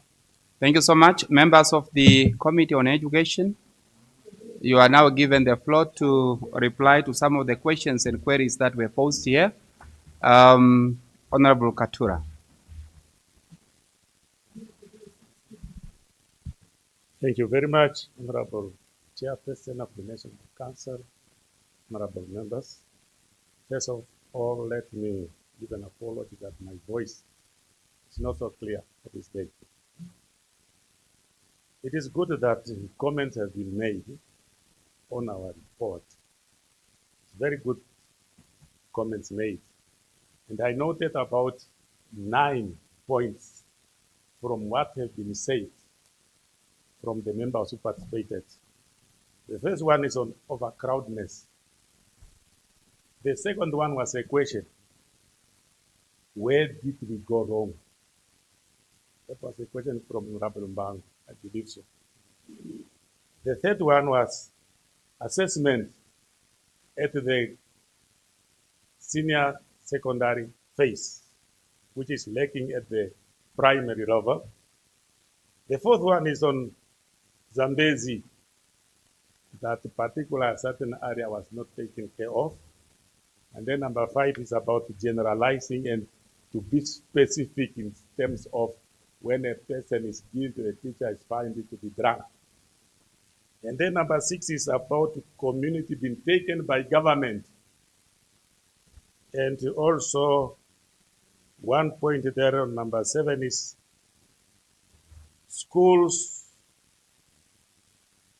in Oshana region, shacks to be used as dormitories, as well as from the Chief Whip, Honorable Shimi, whether did we visit the regional office and the director and so to make sure that the report is within their hand. And lastly, is about the combined schools. Let me first say that this report is clear and emphasize all these recommendations you made. I hope we read the recommendation in the report of 2022 when we visited the schools in terms of higher fail rate. All these recommendations which you made here, they are in. But it's good to repeat them. Maybe you emphasize them. And in particular, when we went to this oversight visit, specific to these specific hostels, our aim is a follow-up visit to see whether things which we came to in the first report have been done. To our surprise, I think we repeated here, nothing was done at all in many of the reports. Even the report itself is not in the office of the director, it's not in the office of the CRO. How come do the regions implement the recommendation if they don't have the report itself? We went to the regional director, sir. Even we asked in the presence of the hostel officer, it was a team of the regional staff, management staff. We asked the hostel officer, some of them never ever visited the community hostel we are referring to. They could not even lead us to that hostel. And now we expect changes to be done at the recommendation. In the absence of the report itself, they ask us again to give the report again, to submit, and then it's an unfortunate situation. Let me give an example at Tanga. I was listening to Honorable Kopsia talk about whether we have some recommendation at Tanga. We went to the director first time. The report was in the newspaper. When we went to Tanga, first of all, the regional office, the director denied completely that these learners are not sitting in a classroom. We went to the school itself. Even the hostel officer could not lead us to Tanga. And when we reached the staff, the teachers at Tanga even wondered, how does this person come? Which was missing from their hostel for the last 4 or 5 years. And even now, when we did the follow-up at KM, Maundu School, it's unfortunate that we wanted to see a hostel being built at Tanga. But when we went to the regional office, they told us, we are not building at Tanga, we are building at Maundu Primary School, a hostel. But when we went to the school, they are not aware of any hostel to build at their school. Even now, they want us to go deep in detail so that we make sure that the hostel is being built at another school. Now, coming at the Tanga is the controversy. We could not speak, it's why we say silence. There are many other examples. I can go to Grootfontein, the house. This house, the hostel. There's no hostel there. There's no hostel. That one which was built there is not even complete. The learners are staying with their grandparents in a nearby village. On a Friday or a Thursday, those learners have to move with their parents home and coming back on a Sunday on their own. And even we were taken by one of the principal, the hostel officer is nowhere to be found. Maybe don't know the hostel even. And the other hostel of Berhaukas, there's not a hostel there. It's only a house where learners are accommodated, boys and girls in one house, no lights. Therefore, the government is doing their best, it is best, to provide the resources to regions. But mind you, not much is being used by the regional staff. Coming to the overcrowdedness cannot be solved overnight. Because, you see, I was also a person who used to admit learners You expect you are planning for 500 or 1,000 learners for the next year. Here comes 2024. Instead of getting 1,000 learners, you are sitting with 2,000 learners. Where do you place them? It's how that project school in Rundu started. There is nothing. The plan was not there, and the learners are too many. The only question here is, I don't want to go to Zambezi, but at least in Zambezi, if you go to Shukmansberg, we made headlines there, even the newspaper, that currently if you go there, they are building a hostel. Now, at Shukmansberg, we can be general or specific because if I'm found guilty, they say it is a member of a national council, not Katura. General, fine. But the other side is specific also. You go specific because I'm an individual. And there is nothing wrong to say teachers are drunk. If you get 2, 3 teachers, it's fine. You know, they are teachers. And if the teachers are serious to make sure that this profession remain a good profession, let them please do some recommendation on the problems and shortcomings of other colleagues in the teaching profession. And the community to be taken by the government. Why is the community hostels being started? Why did we start community hostels? What's the purpose of the policy? Because the government can no longer handle learners in the government hostel. It's why the community hostel was started. And if in our deliberations, we even discussed with the regional, with the national leadership, then say they are not able to take over the community hostels, including while they are not funding enough to the government hostels. It's why we emphasize that all the community hostels should at least be subsidized with that $22 per learner, at least.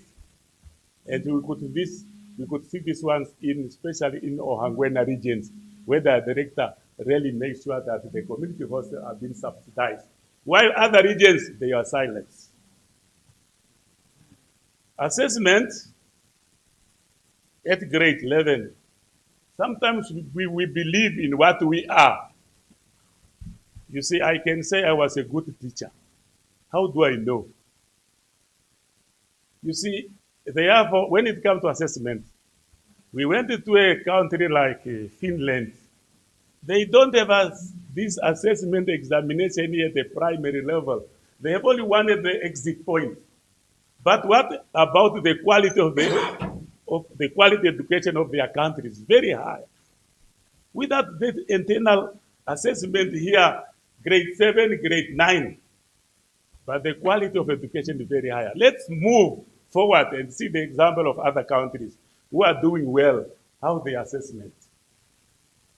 Honorable Katura. And let me just give Honorable a chance Katura. to the others. Oh, you are done? Yes, Honorable Chair. Okay, Honorable Mbangu, Honorable Katura is done, so... No, you saw that he's still standing on that Honorable Mbangu, Honorable Katura is still is not standing. I pressed he was still standing because one not to mislead the nation. Want to get clarity because it's a report. The nation has a report. The system, education system in Finland is totally different with ours. Even in terms of the content, when you look at that curriculum, their curriculum totally different than ours. So what works in Finland might not necessarily work here. Our environment is totally different. The level of literacy, totally different. The curriculum in the kindergarten, in primary, in Finland, totally different. That's why we are saying that we are concerned. We are concerned with the late assessment. So I think the committee should not just defend, but what we are trying to help. We are trying to make a recommendation to you so that at least we can build a system that responds to the democratic demand of our society. We are all in agreement that a learner that completes our current curriculum now, even some of the ministers don't understand it. Even ministers in cabinet, even when it was presented to cabinet, even the president, the soul of President Hage, rest in peace, you also say it is the problem of the curriculum. president. Now, how can we defend that? A learner that completes grade 11 now, even the current grade 12 system, we are all in agreement that it's a mess up. So we must address this issue. If a learner completes grade 11, obtains A symbol, what does he know in terms of skills? We are failing the nation. So when we are saying let us revamp, it's a serious call. Must not take it very lightly. It's a serious call that our education system need to be revamped. And we must not defend that. I so submit. Okay, thank you so much. The next from that committee, next member from that committee, Honorable Kuyman, the former subject advisor. Thank you very much, Honorable Chairperson. I will be very brief as usual. As much as education entails everything, let us please focus on the report under discussion, which is the status of community hostels at selected schools. With that said, Honorable Chairperson, Honorable members, I just want to highlight 1, 2, 3 things. And that is what we have found out is that government officials, being the Directorates of Education and hostel officers, are treating community hostels as something that is not their responsibility. It is a community thing which should be handled by the community, as Honorable Katura also alluded to it. That is what we found out. Coming just to the point of Honorable Kennedy, which I think was left out, is the church hostels issue, which Honorable Kennedy said that they are not in a good state. Now, the government is paying the church hostels $15 per square meter for maintenance. So if the churches don't maintain their hostels, we cannot blame it on the government because they are being paid a $15 per square meter just for maintenance. This is alongside the money they are given for the food of the children. Coming to Etanga, I should give credit to Honorable Kuoko whilst he is still alive. He is trying to build a community hostel there from his regional development fund. I could see the buildings. Unfortunately, as Honorable Katura also alluded to it, it's so funny.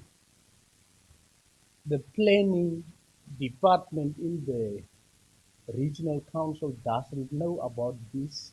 The hostel officer that went with us doesn't know about it. So it's, I don't know who is not communicating with who. But all in all, he is trying to build 2 facilities, one for the girls and one for the boys. And for that, I would like to applaud Honorable Kuoko, who is the councillor for that constituency, but also the Kunene Regional Council as a whole. That's the flow. Yeah, it's fine, Tebele. We can campaign. I should also give credit to Oangwena Regional Council. After our visit, the first visit, and then when we follow up, I think 7 hostels that were not subsidized by the government. They walked the talk, they convinced the government to subsidize this hostel. And I think 1 or so 2, they are in the pipeline to be taken over by the government as government hostels. So for that, I would also like to give credit to the Oangwena Regional Council. I shall submit, Honorable Chair. Thank you. Thank you so much. No, you're fine. Any member from that committee? Honorable Chabeyonja. Thank you very much, Honorable Chair. I also just wholeheartedly want to thank the members that have participated, and then whether it's comment, whether it's suggestions, but as I'm standing here, I will say I'm one of the proud members of National Council, representing specifically the Education Committee, because from our visit, we could really pick up that what we are doing in this house sometimes it has volume and it really do bring changes. Even the issue of my brother Kennedy when he was talking about taking over, there are community hostels that government has taken over through our recommendations. And I think most of the things have been then said, Honorable Chair, but I thought to do injustice if we also don't want to say thanks to smaller things that are happening. But I wanted to correct one thing first, that maybe we need to give the poor communities that we also care about and we want to, because my understanding is that a responsive government is a caring government. Maybe we could call the other people and say marginalized and then the destitute, either parents or learners, just to see how we can then incorporate them also to benefit equally. Then when we are talking about marginalized, all of us know that what is the slogan of marginalized. But what I wanted to say in conclusion is that when you read the statement of the Minister of Finance, you will then realize that there is an amount of 665 teachers to be recruited with a certain allocation. I know the allocation is not only for education, but it includes the teachers' recruitment. So somehow, maybe to also address the issue of the overcrowding to an extent. But what I wanted to say is that I wanted us as honorable members of this House to please support Memene Tumbo with the understanding that at least she has started somewhere. And when somebody said free tertiary education, it was also not then explained what did she mean by then when she said free education. But when you look at it, the two biggest components of tertiary education is the one that government has taken over, which is the registration and the tuition fee. So what is left now is the accommodation, transport, and meal. Who knows? Maybe as the economy is improving, the others also might be taken. But for now, I would really want us as the members of this August House to support when we see positivity. That's the only submission I can submit. Thank you very much. Having listened to various members of that committee, I would now like to return the floor to Honorable Anguo to at least attend to some of the questions and queries that were not attended to by her fellow members. Thank you very much, Honorable Chairperson. I take note of many of the questions and inputs done by honorable members, and they are attended to. I just want to say, or first of all, Honorable Chairperson, allow me also to thank the members of this committee for their hard working, as well as our technocrats and our drivers. Honorable Chairperson, there was a time when we drove from Opuo to Otapi, that is Omsati region, and we arrived around 9 o'clock. I just want to indicate to this August House that this committee was serious. It was not a joke. We were serious. And therefore, before I conclude, Honorable Chairperson, I want to assure you that these committee members are committed.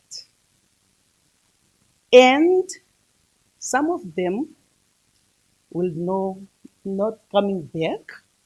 That's why I want to thank them in this August house.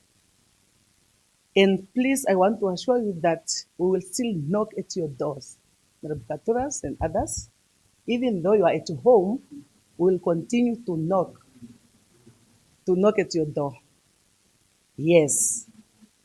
And what? Yeah, Okay. others, yes, it's Okay, fine. please address me. Okay. Yes, Honorable Chairperson.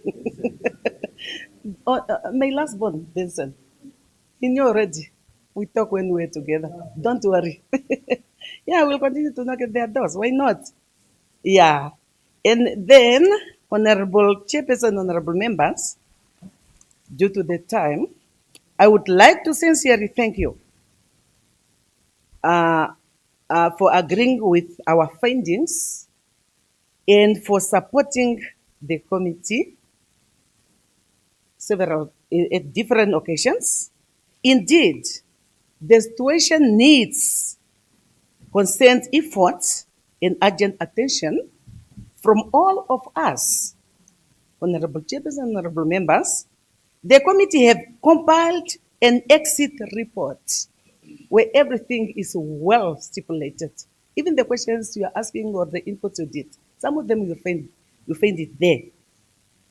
Yeah, the committee have compiled an exit report where we have highlighted what the committee have done during the past 5 years. The committee have highlighted all outstanding recommendations that we are urging the incoming committee members to focus on and make sure they are attended to, before they commence with new activities. Therefore, Honorable Chairperson, Honorable Members, at this time, I just want again to ask you, with due respect, to adopt and to recommend the recommendations endorsed for this report. I thank you. Thank you so much. Honorable members, I now put a question that the report be adopted. Any objection? See, no objection. Agreed to. The report of the National Council Standing Committee on Education stand officially adopted. Congratulations.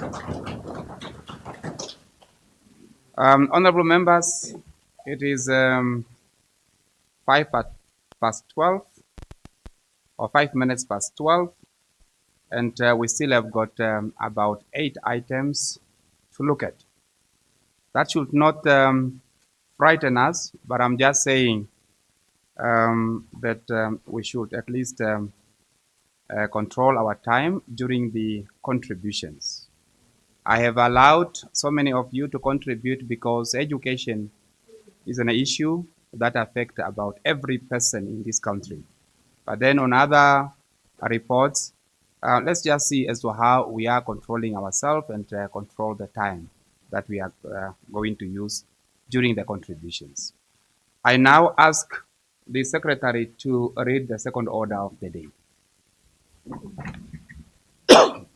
Reports, introduction and motivation of a report. Report of the National Council Standing Committee on Agriculture, Environment and Natural Resources on the Nevsky International Ecological Congress held in St. Petersburg, Russian Federation from the 22nd to the 23rd of May 2025. Thank you so much. Honorable Mbangu, do you wish to move the report? Honorable Chair. Thank you so much. And any objections to that? Agreed to. Honorable Mbango, you may now table the report.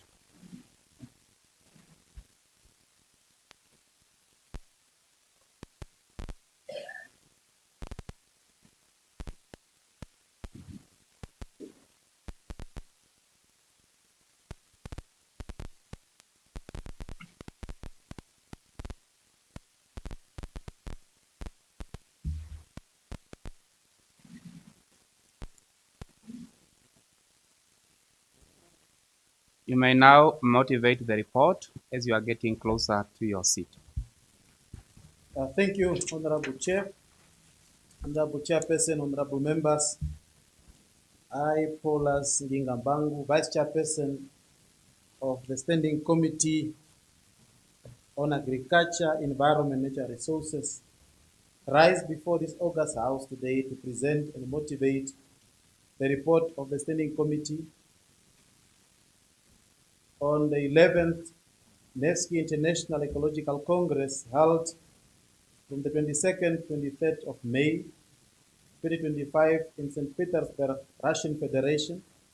The Congress was attended by the chairperson of the committee, Honorable Melania Njau, following an invitation extended to her by Honorable Alexander Dovinik, member of the Federation Councils and the chair of the Federation Council's Committee on Agriculture and Food Policy, Environmental Management, which is our counterpart committee.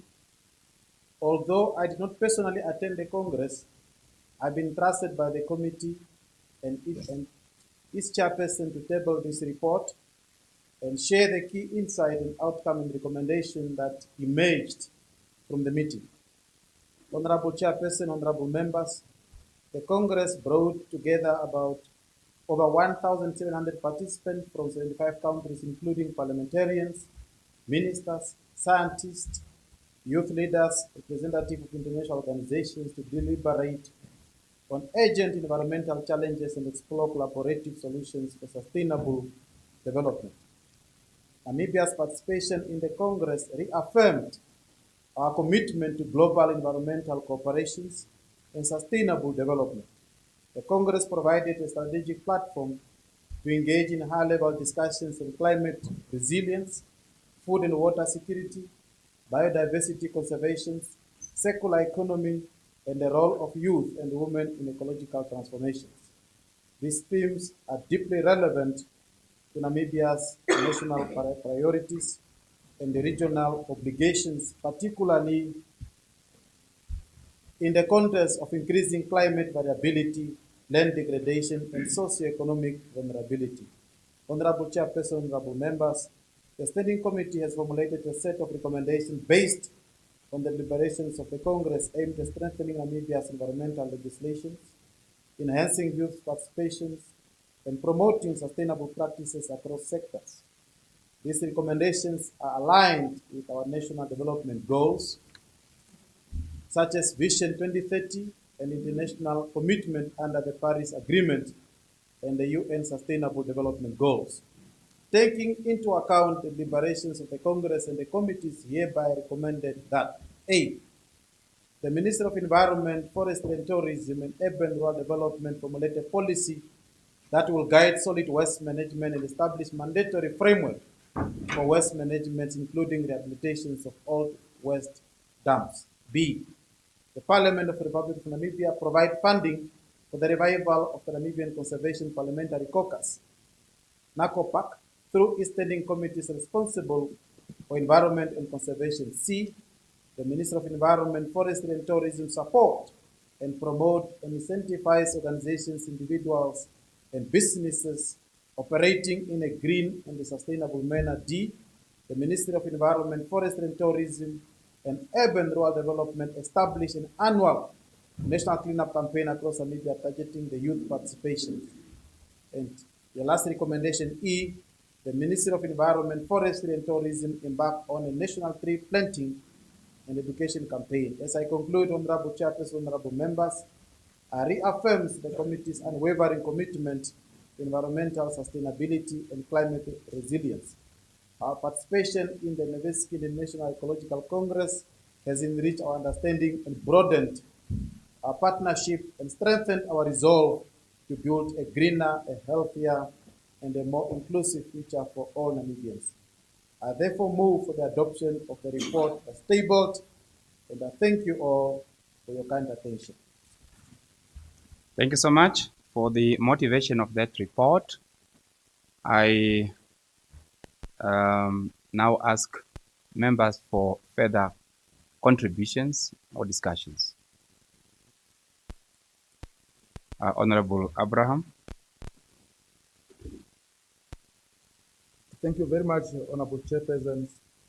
First of all, I rise just to thank Honorable Mbangu for tabling the report on behalf of Honorable Njago. And then I want to touch on the cleaning campaign. Yes, even this year there was a cleaning campaign countrywide, but it was not effective.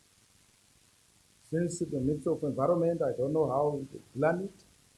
And then I asked the ministry if there is such in a future cleaning campaign so that we can plan it effectively with all material which is needed and equipment. Some of, in a rural area there's a lot of areas needed to be cleaned, either used equipment like grader, off-roaded machines, plastic and others. But without it, a cleaning campaign which were conducted this year was not effective. So in the future, I want the minister so that the ministry can plan such a cleaning campaign effective and keep our country clean. So I submit. Thank you. Thank you so much for having drawn an item from that report. Any further discussion? I see none. I now put a question that the report be adopted. Any objection? Agreed to. Thank you so much, and the report stands adopted. Honorable members, the Secretary will read the third order of the day. Reports, introduction and motivation of a report. The report of the National Council delegation to the 43rd Annual Southern African Transport Conference held in Pretoria, South Africa from the 7th to the 10th of July 2025. Thank you. Does Honorable Likua move the report? Yes, Honorable Chairperson. Thank you. Any objection? Agreed to. Honorable Likua, you may now table the report.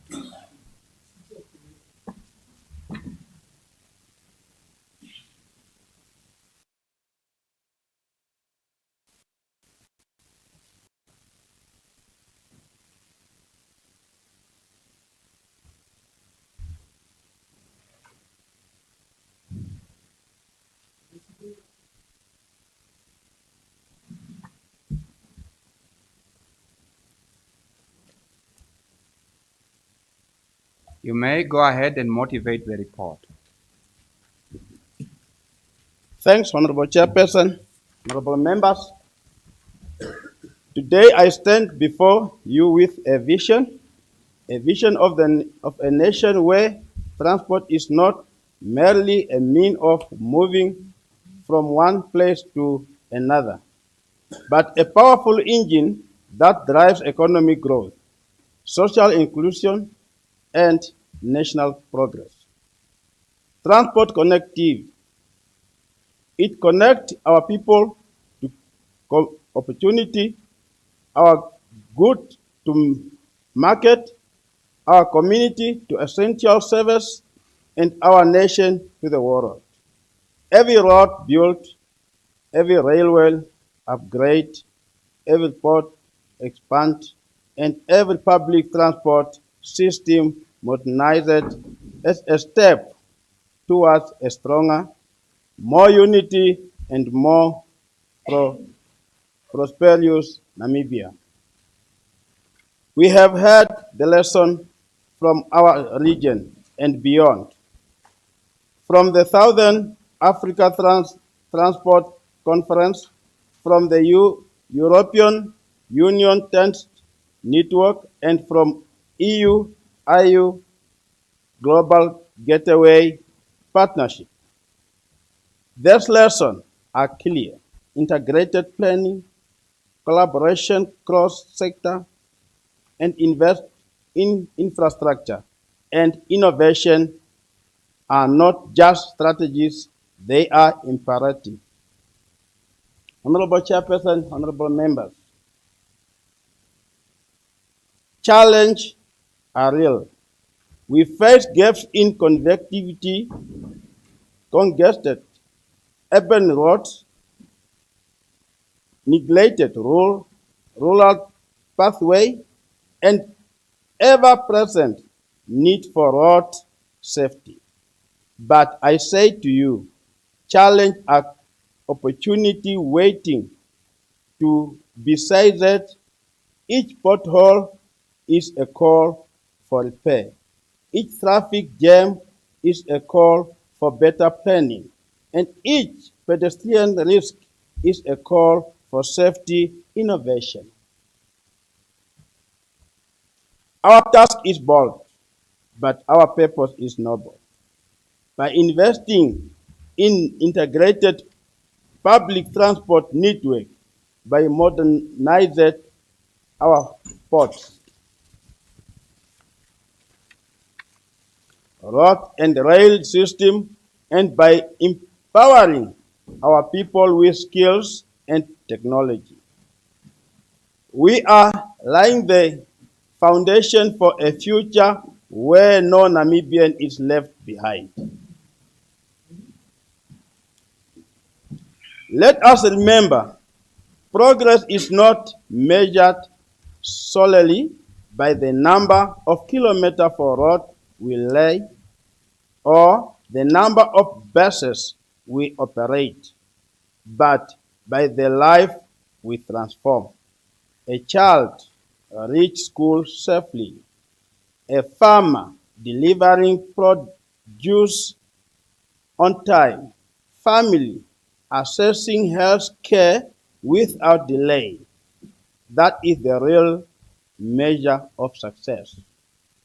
Honorable Chairperson, honorable members, today I argue each one of us, policymaker, engineer, planners, and citizens, to embrace this vision with passion and commitment. Let us build a transport system that is safe, sustainable, efficient, and inclusive. Let us work together because when we connect our people, we connect our nation to the greatness. Let us be bold in our planning, diligent in our education, and unwavering in our belief that our effort will transform Namibia into a model of connectivity, growth, and community of generation to come. I thank you.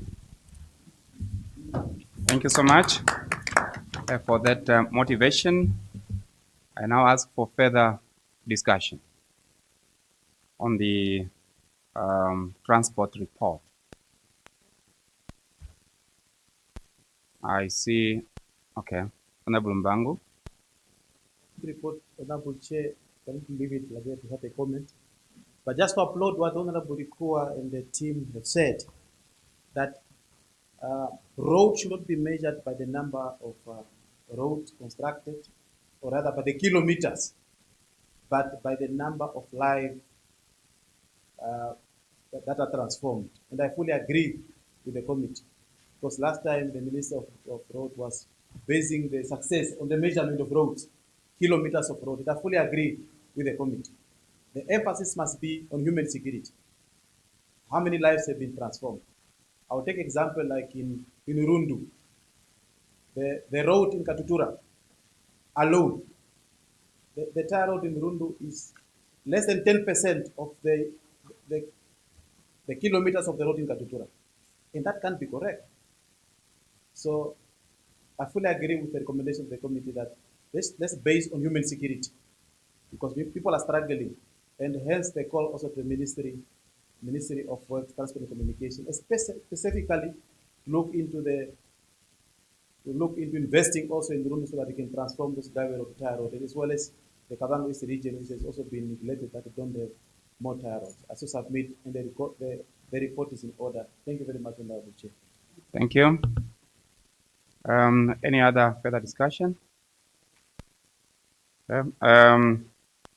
I see none. Honorable Likua, do you wish to reply?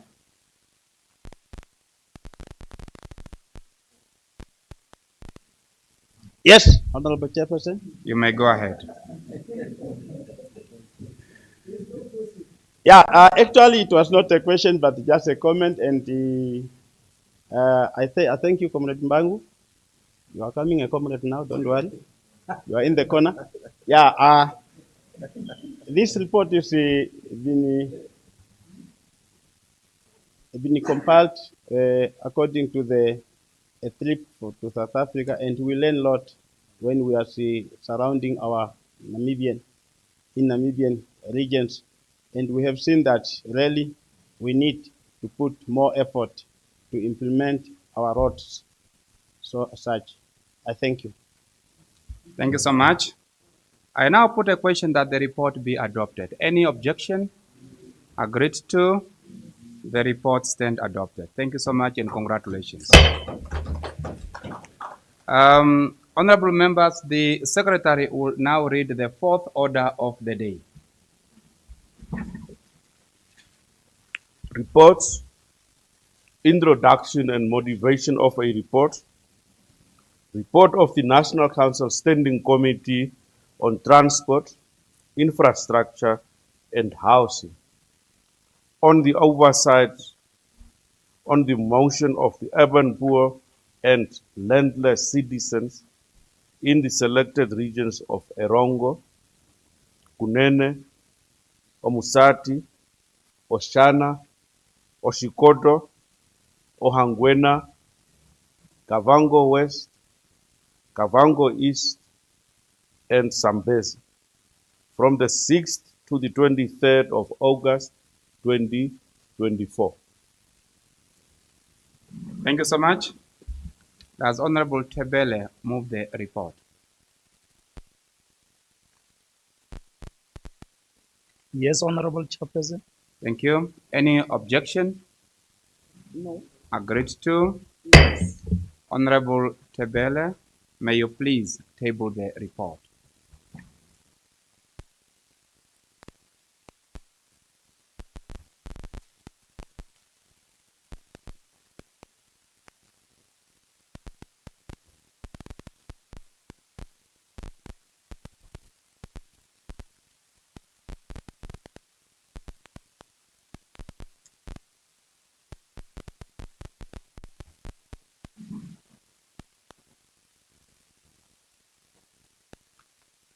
Please go ahead and motivate the report.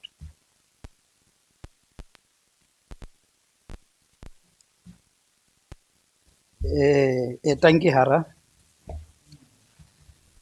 Thank you very much, Honorable Chairperson, honorable members, representative of various local authorities, civil societies, and fellow Namibians out there. Today, we stand at a crossway, a moment in our nation's history that calls for bold action, unwavering commitment, and collective responsibility. Across Namibia, too many of our citizens, the urban poor and landless, still struggle to secure a place to call home. They face the harsh realities of informal settlements, overcrowded neighborhoods, and inadequate infrastructure. Yet in every challenge lies an opportunity to transform lives, uplift communities, and build a Namibia where every citizen can live with dignity. Access to land and housing is more than a policy objective. It is a fundamental human right and an economic enabler.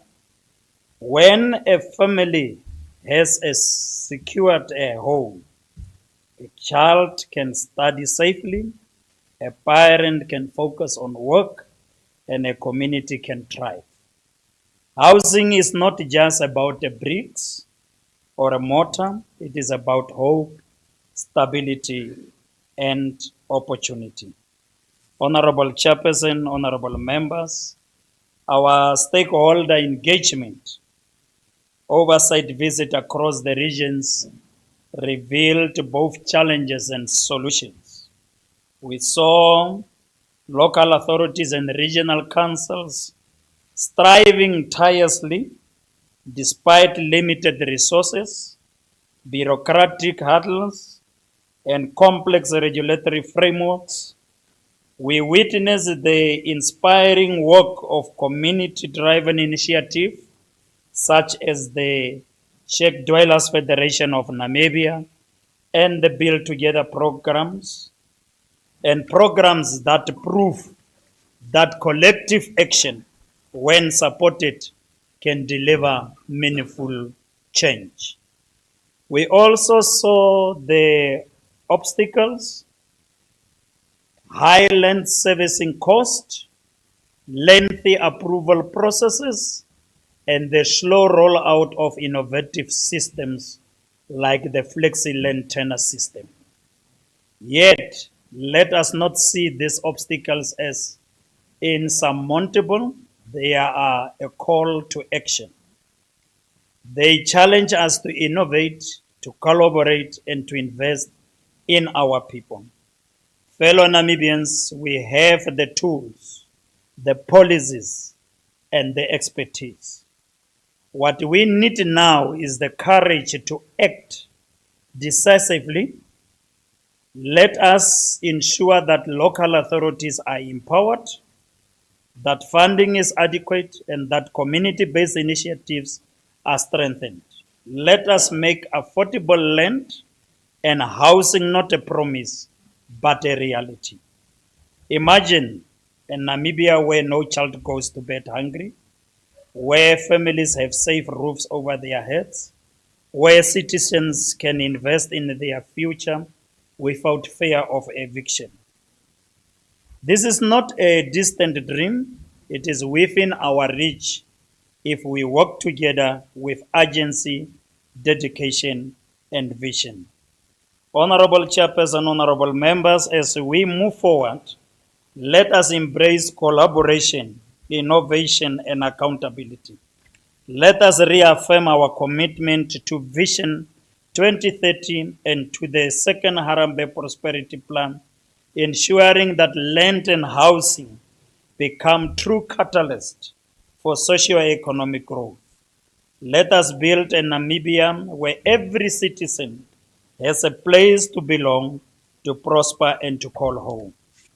The journey will not be easy, but as Namibians, we always face challenges with resilience and determination. Together we can turn this vision into reality. Together we can ensure that no Namibian is left behind. Thank you, and let us act now for our people, our communities, and our nation. I so move. Thank you so much for the motivation. I now ask for further discussions on the report. Any further discussions? Honorable Masiko. Thank you very much, Honorable Chairperson, honorable members. First of all, let me thank the committee for a well-crafted report, although I'm struggling to fully comprehend the recommendations that were made. Maybe I did not, I was still trying to read the report, but I couldn't download it. But that said, just two issues to note, and perhaps maybe for the committee to further deliberate on and maybe add on to their report. The one part is the cost of urban land. Honorable Chairperson, it is disheartening to learn that on average, a 300 square meter plot in a local authority like Katima Muyo will cost over 100,000 Namibia dollars, if not close to that. In Katima Muyo, of all places. Now imagine for those who are residing in the city of Windhoek. For some reason, it looks like the authorities that be have left this very important component to the devices of the local authorities to determine the prices of however they wish to charge for this piece of land, forgetting that at the end of the day, beside the 100,000 that that particular person pays, one still has to construct a dwelling on that piece of land. Now, you go to the question, who can afford to construct these houses? It's mostly people under the upper bracket income group who are able to afford. And how many of those already have houses as opposed to those in the lower income brackets? And those are the questions that I feel the committee needs to look at. Perhaps as part of the recommendations, to look at the regulation of pricing of land in urban areas. And on top of that, deliberately engage local authorities to set aside a certain portion of land for low-income groups so that they are able to construct houses there. The shack dwellers in the Zambezi region, in Kongola constituency, they've done extremely well. I don't know if the committee had the privilege to visit the area. They've done extremely well. People there have houses, affordable houses at that. And that's a classic example of how, if we deliberately address specific issues with specific interventions that are helpful to the people on the ground. That said, it's a very important component, but it is one that we seriously need to pay attention to, and specifically the Ministry of Urban and Rural Development. The issue of Build Together program. Some local authorities are implementing, some are not. And to a certain extent, the money that is allocated to this program is not enough. And I do believe that the ministry should come in and seriously pump enough money, more money, to this program to ensure that people in the low income category are afforded an opportunity to have a dwelling of their own. Because unfortunately, the trend that is happening in most of the local authorities is that property developers are able to buy chunks of land and they build beautiful houses. But when prices come, 800,000, 1 million, very few people who can buy those houses. And in some cases, there are very some developers who are buying these houses and they are renting them out again. So we need to seriously resolve this matter. And I'm hopeful that this report will go a long way in addressing this very important issue. Thank you very much, Honorable Chairperson. Thank you for that intervention. Very valid point. Honorable Kennedy.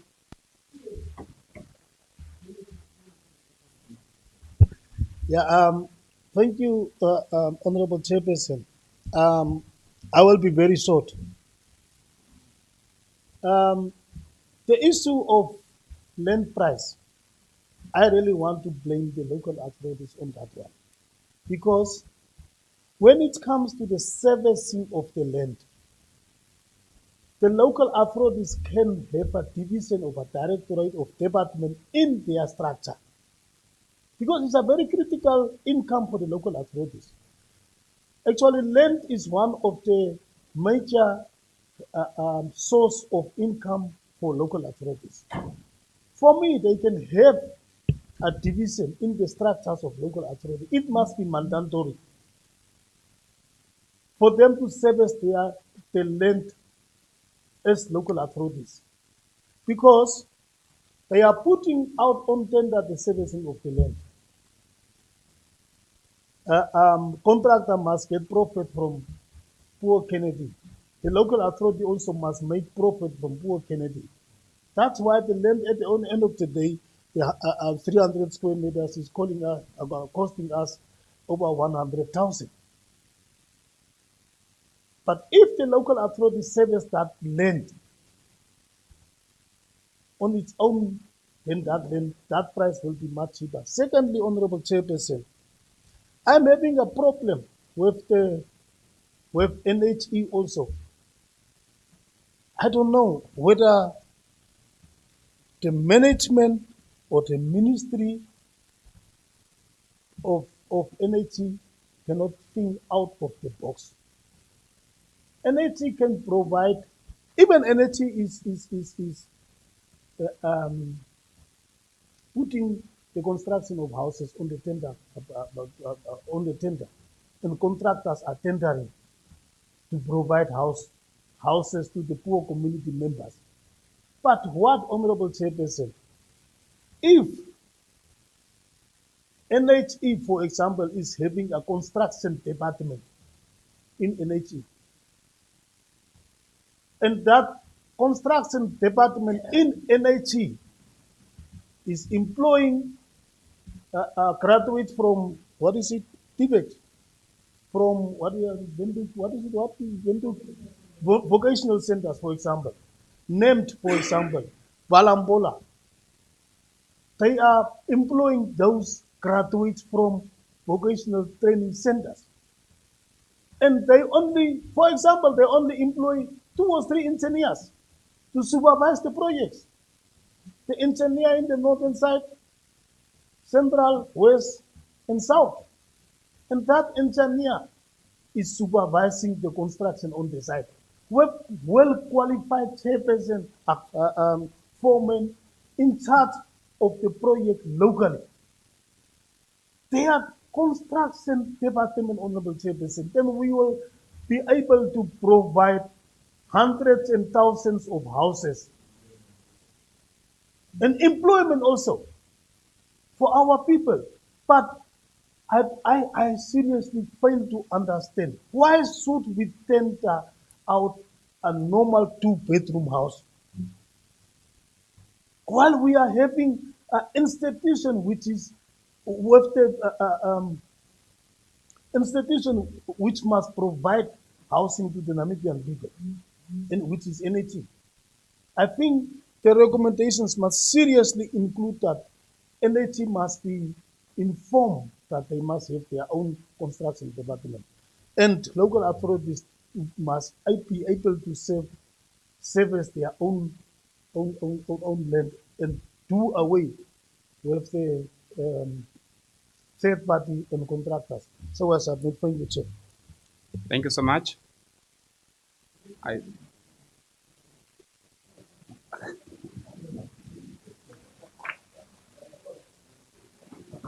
He's asking for support. Can we support him? Can we give him a... Okay, thank you so much. I now ask Honorable Amjindi to take the floor. Yeah, thank you very much, Honorable Chairperson, Honorable Member. First and foremost, I would like to thank the committee for the well-crafted and outlined reports. We really appreciate for that. And also, I want to thank the Minister of Urban and Rural Development and also this committee that have presented their reports. Some of their recommendations, some of their work, they are already bearing fruits. I can take an example of, we have got a settlement in Oshana, that is Egg settlement. And as we speak, Oshana Regional Council is allocated 800,000 so that we can able to build houses for our people through breeding together. This is a good move. What we want just to increase the ministry, to increase the funding. It's a very good move. And one thing that I would like also to comment is that maybe the incoming committee, they should also look at the compensation policy, because now the compensation policy is saying if a cultivated land per square meter, the government or the local authorities, they only have to pay 5,000 per square meter, 5,000. While if it is a grazing area, now the compensation should only be 2,500.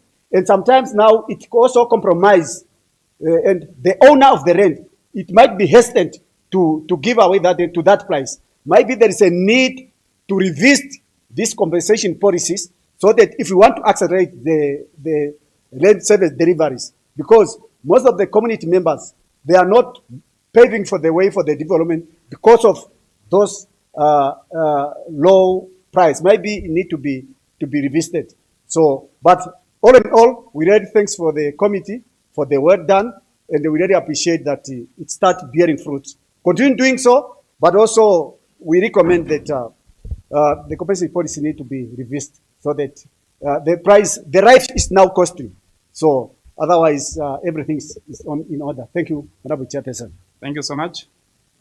Honorable Richard. I didn't want to make that error again of last year. Honorable Chairperson, honorable members, good afternoon. Allow me to bring my small contribution concerning housing issues in Namibia. Honorable Chairperson, I read in the report that NHE have only produced 14,884 houses nationwide. I was a little bit worried. If it is a real amount, that 14,000, then it is a serious problem that NHE is facing. But nevertheless, the Honorable Minister of Urban have went out, allocate money to local authorities. I'm talking specific today about City of Windhoek. I don't know whether the committee have visited City of Windhoek, but I did not read it, but they maybe generalize some of the issues. In City of Windhoek, you got, let me start by saying that when I grew up in a house. And these houses were built by the municipality of that time. And now the question I'm having is that City of Windhoek got so much engineers for infrastructure, engineers for what, but end of the day, most of the things is they are outsourcing everything on tender basis. Even if somebody wants to have a land in City of Windhoek, it's so expensive that an ordinary person cannot even afford it. And the latest is that the government of the day try to build houses, but City of Windhoek is so much reluctant today. So much reluctant that the money that has been allocated to them, they even say it is so much less.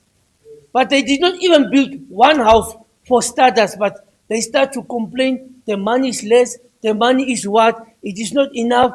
For instance, if you say servicing a plot, and you say you can service a plot of 50,000 for City of Windhoek, that money is so less. So I don't know what is the agenda of some of the local authorities. Are they there in for a business, or are they there in to develop the particular town or the nation?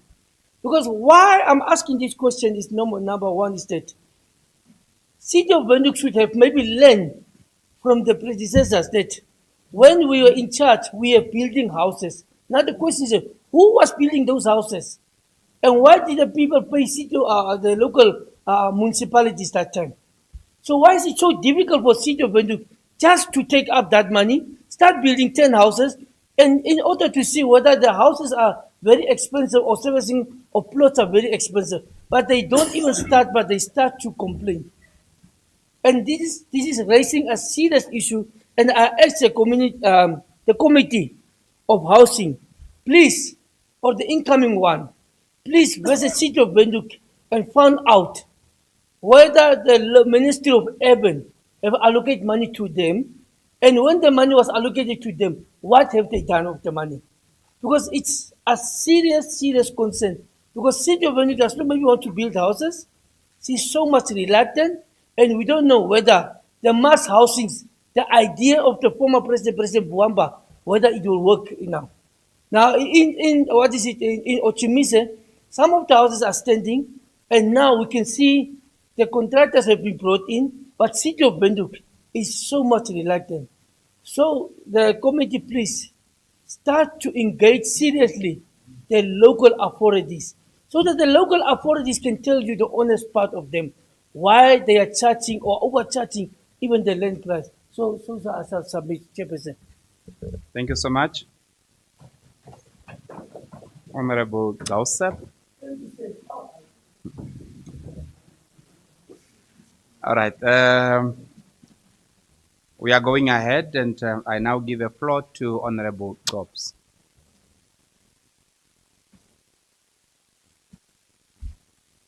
Thank you, Chairman. Honorable members, we are talking about urban poor and landlessness of the urban poor people. Much has been said about local authorities that cannot maybe come up with provision of land at all. But as also someone who was dealing with local authorities and current situation within most of the local authorities is that servicing of land is very much expensive nowadays because you have to make use of an engineer, qualified engineer, to service plots.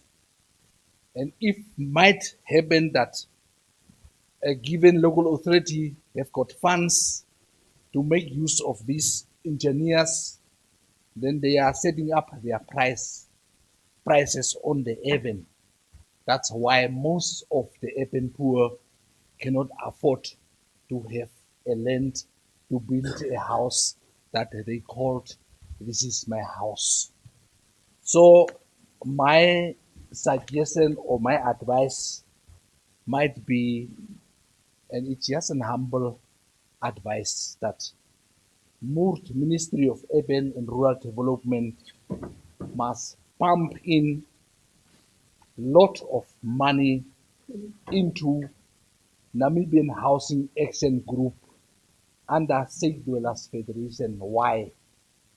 Safe Dwellers Federation, this group or these people are just requesting a virgin land, and they are doing all the services on a virgin land for number of people that are contributing towards a small amount that they are requiring, and then at the end of the day, that number of the people are getting houses.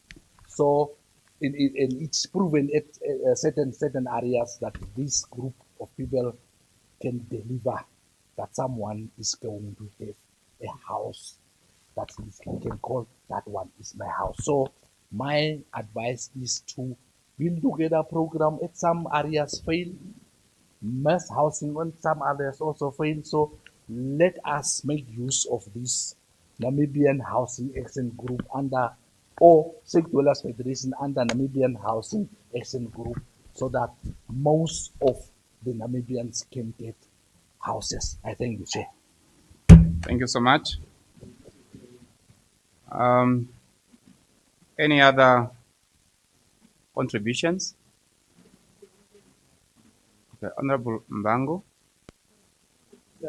I'm not sure. Am I not giving you the second floor on the same topic? No, I do not. Okay. Only that Honorable Isaac is okay. There he comes, because I think this motion was tabled, was sponsored by Honorable Isaac, and on the urban poor and landed citizen. And please, I want to hear also from him, at least to give appreciation also to the committee, because it's a sponsor of the motion. I think it would be unfair for him not to say something on this motion that you sponsored. He's a member of that committee. The fact we know that he's not coming back, but despite the fact that our brother has been voted out, but still want you to. Okay, you should address the chairperson. He's still an active member. Honorable Chair, I went through the land bill, but I'll make a serious input when we'll be debating the midterm budget review. But what I've seen, the land bill that was tabled by the minister present a very significant overhaul of the Namibian land governance system framework, particularly concerning the communal land. And I think it would be good for us, honorable members, to go through that land bill. The unitary land system that is being proposed by the minister, when you look at that land bill, is very problematic, given that the diverse communities that we have in Namibia, where land means a different thing to different communities. And where administrations of land amongst the communities are also not similar. The way we govern land, administer communal land in Kavango might not be the same in the south, it will be the same in Maheke. But now the proposed unitary land system that is being proposed by the minister, in my view, is very problematic. And the other issue that is missing in that bill is that there is no heading in the whole bill that the minister presented that state clearly the powers, the duties, and the functions of the HOMPAS and the FUMUS. Because for us, when we don't call our chief as, don't call our HOMPAS as chief, because it's a demotion. That's why I'm using the word FUMUS and HOMPAS. Now their powers, duties, and functions are not clearly stated in that bill.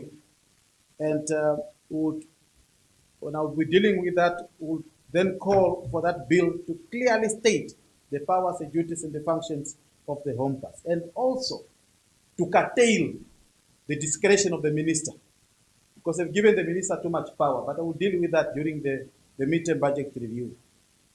Our honorable members mentioned about the issue of pricing, and I fully agree with them that there's a need to regulate pricing, even though local authorities have the power to put prices on land, but they must be regulated.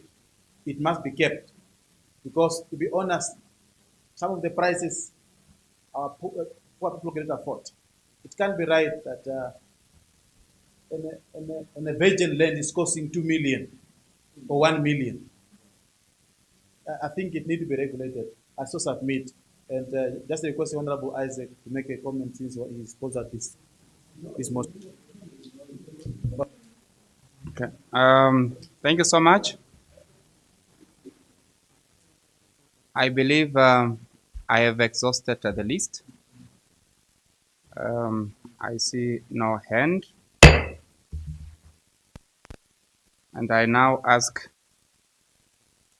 Honorable Tebele to react on the submissions made by others.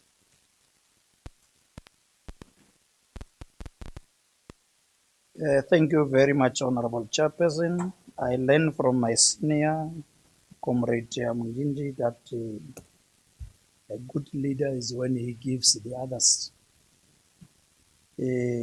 or you impress the others also or empower them to do something. So let me allow my committee members to comment, and then I will sum up. I so move, Chair. Thank you. Committee members, we have entrusted this issue to a particular committee, and the committee members now should at least start. Honorable Ikua. Thanks for the floor, Honorable Chairperson. Let me start with my comrade here saying that in Katimas, 300 square meters cost 100,000. It is true. The committee have run the whole Namibia to see is really what Region A and the Region B are the same or not. And the committee, we have got also move with the motion from Honorable Isaac to see if the motion can it really work in Namibia. When you go in the recommendation, you will see what the committee have been recommended. It is true. The land in Namibia, it is too expensive, and a lot of people cannot afford. But remember, when we are in urban area, some the policy are guiding. And what we have learned that the policy of each town or the policy in Namibia according to the local authority, we should be look on it. And so that our Namibian people to have land in place to build houses to call home. For this, let me say whatever we mention here, we have been learned and we have been recommended. I shall submit. Thank you. Thank you for having acknowledged the good contributions by others. Honorable Ngunaia. Thank you very much, Honorable Chairperson. I believe you are part of the committee. Yes. Thank you so much. You may go ahead. Oh, no, thank you. On the price of urban land, that it was our concern also to different local authority and municipalities we wanted to know also from them why the land is so expensive while it was given for free kind of. And the answer given to us, it was like they don't have their own manpower who can service the land. Now, in order for them to recoup what they have spent in these things, they have to put that cost on the land. I think that the recommendation that was made by Honorable Kennedy here, it was the proper one. Also, we recommended those manpower to be included in a structure of different municipalities and local authorities so that the pricing of the land can be reduced. With the current status, it is impossible according to them to reduce the price because they have to recoup what they have spent in servicing of the land. Or otherwise, what they have told us is like, otherwise the government must pay the servicing of the land. Then everything will be free from their side besides paying the services like water and sewage system. The rest, the land will be free. But beside that, the price of the land will never be reduced till those things are sold out. I think that, and that is the reason why Czech dwellers, their houses are a bit cheaper because the servicing part is done by the members themselves. And also there was a concern of the build together. Since the 80,000 allocated to build together, it was done many years back, but still the same till today. And then they end up topping up and they have to cope what they are topping up because even some people, they are not paying, they are not honoring their contract to pay back this money. And everything it's a bit difficult, and once you are there, when those people are telling you something, you will also start feeling pity on them. And once you jokingly were saying, urban land is not for unemployed, because you need money in order to have land in urban area. So with that, as a bit, thank you very much. Thank you. I believe those are the members of this committee. Oh, Honorable Abraham, are you a member as well? Oh, yes. Okay, and the But chairperson for that matter. Honorable Isaac to say something because the Honorable demand him to say something. Silence means everything is fine. It's fine to him. And then I can go ahead. Thank you very much, Honorable Chairperson. Okay, you should address me. You are protected. Oh, he says he's retired. Oh, no, thank you very much also. I want to go ahead, the Honorable Chairperson. Really, to us, the committee went out to answer the question of the motion, whether it's possible in Namibia for urban poor and the landless Namibians can acquire the land in our local authorities, or either on the periphery of the towns. And then, through our engagements, we found out that land allocated according to a certain brackets, or either I can say, Namibia, they are divided into groups according to their incomes when it comes to the land and housing. There is those up higher earning incomes. It can easy for them just to procure the house through a private developer, because they use their loans with the bank. And then they roll those middle income, whether either they purchase their houses with energy. There is those low income, maybe included in Bringing Together program. And through the process where we learn, ultra low, well found urban poor and the renters in Namibia. Then we look on the Decker frames, ultra low income. Yes. This is the lowest, earning from zero up to a certain amount. Yeah. And then such a group, through the process of engagement, we found out that it is catered by Sheikh Dwellers Federation only. That's why in our recommendation, we recommend the Sheikh Dwellers to be funded well. And then, when you look at the budget of Sheikh Dwellers is already changed. Before the motion, it was 10 million per year. Then 2024, it was got 20 million.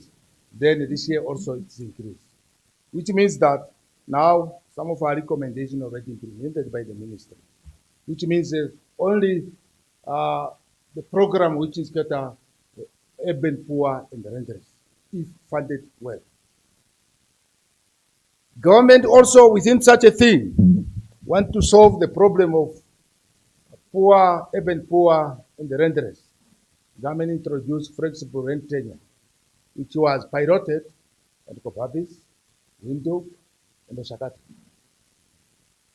There and there, we found something different again. In Oshakati, the land is allocated for free. In Kobabis, communities need to pay something. It's questionable. And then, to answer whether it's possible or impossible, yes, partly it's possible. Because if the Namibian form up groups and join Sheikh Dwellers federations, they can acquire better house. Like in Kongora, there's a group of houses, the committee was there, and we saw it with our eyes. And all local authority, most land is there.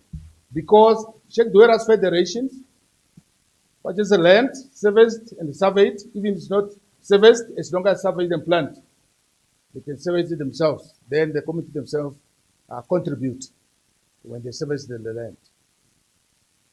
And then Currently now, Sheikh Doira's Federation, I think it is implemented all in our local authority. And just we encourage Namibians to join such federations. We can acquire a better house through such a program. With that, so I submit, Honorable Chair. Thank you.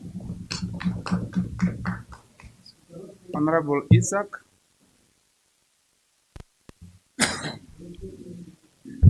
Thank you, Chairperson.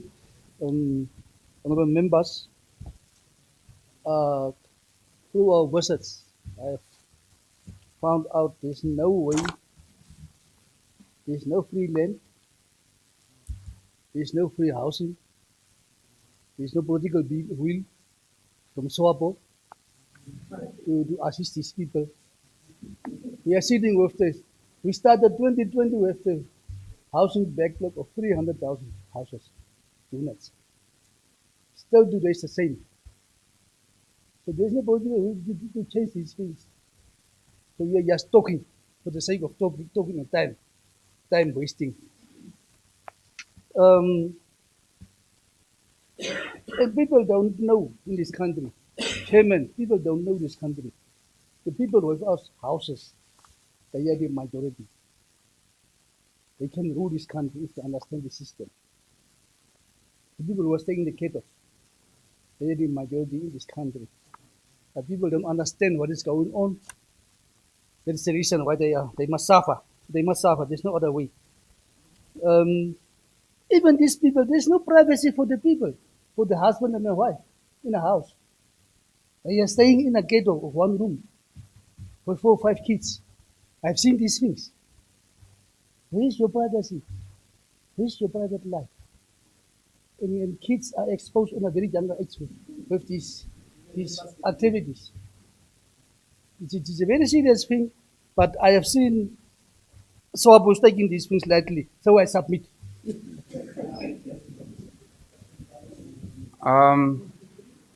Honorable Tebele, after listening to other members who have assisted you in responding, what could be your conclusive remark?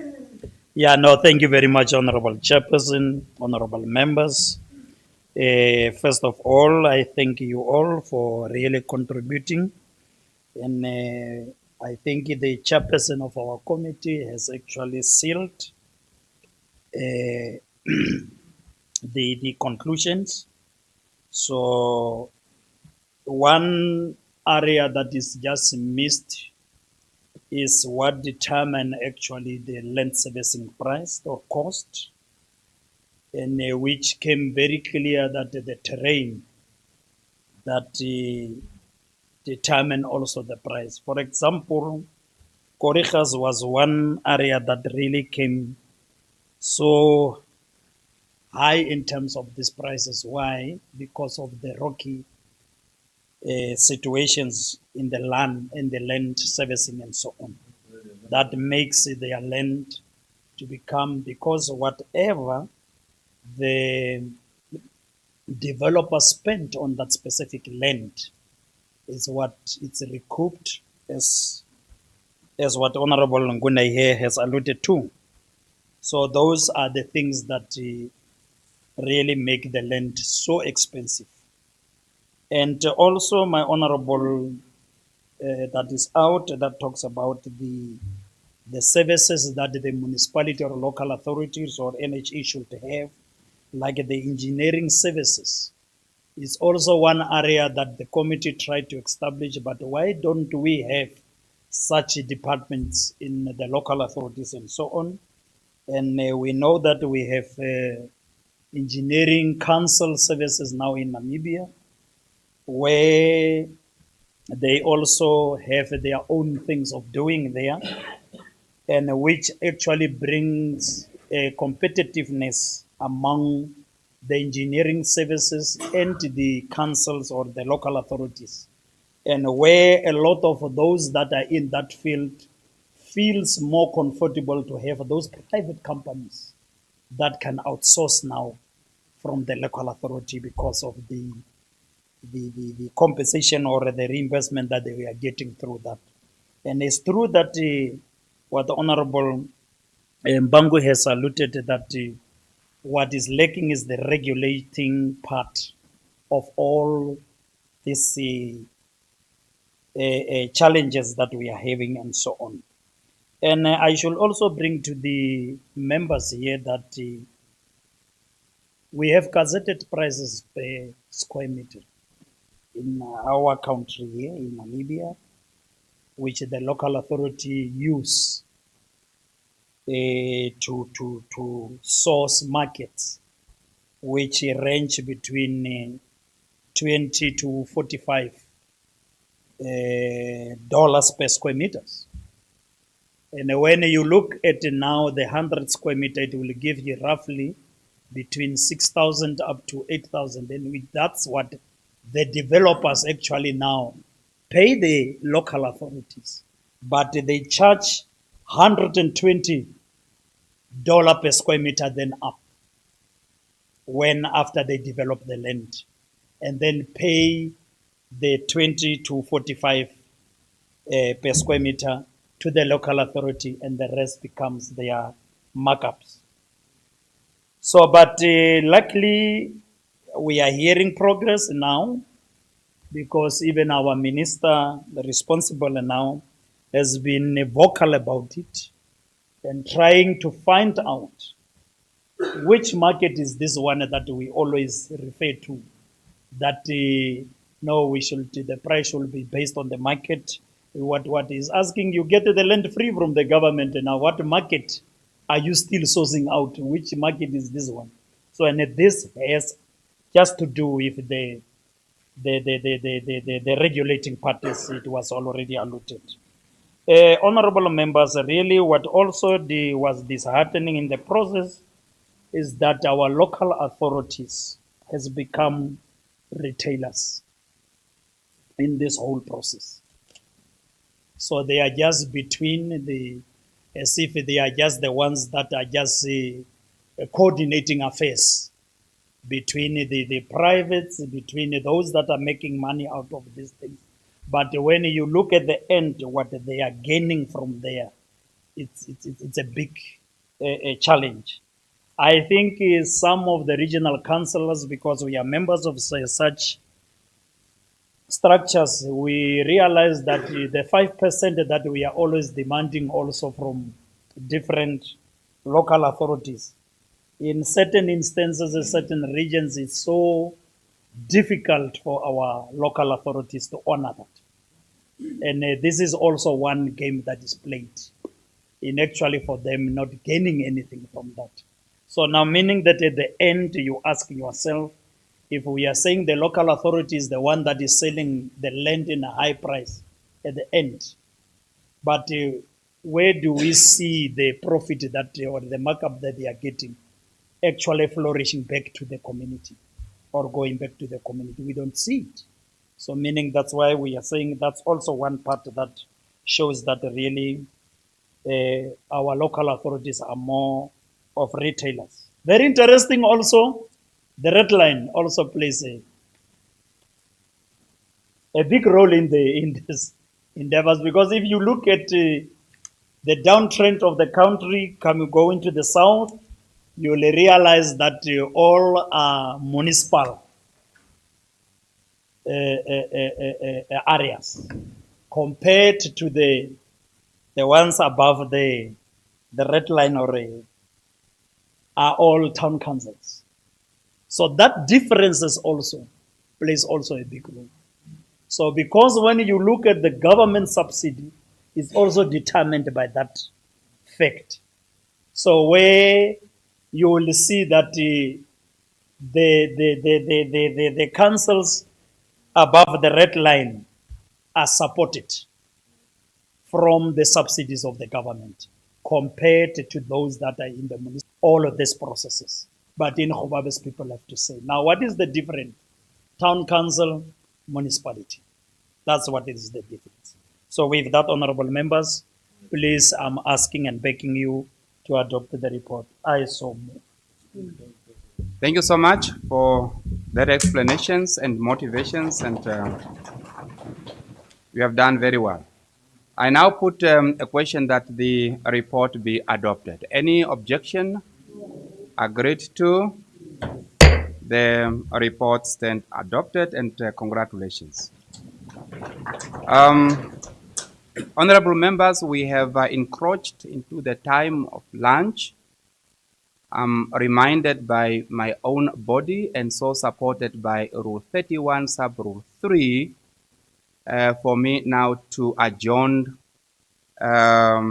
this house for lunch and direct it to reconvene by 2:20 or 14:20.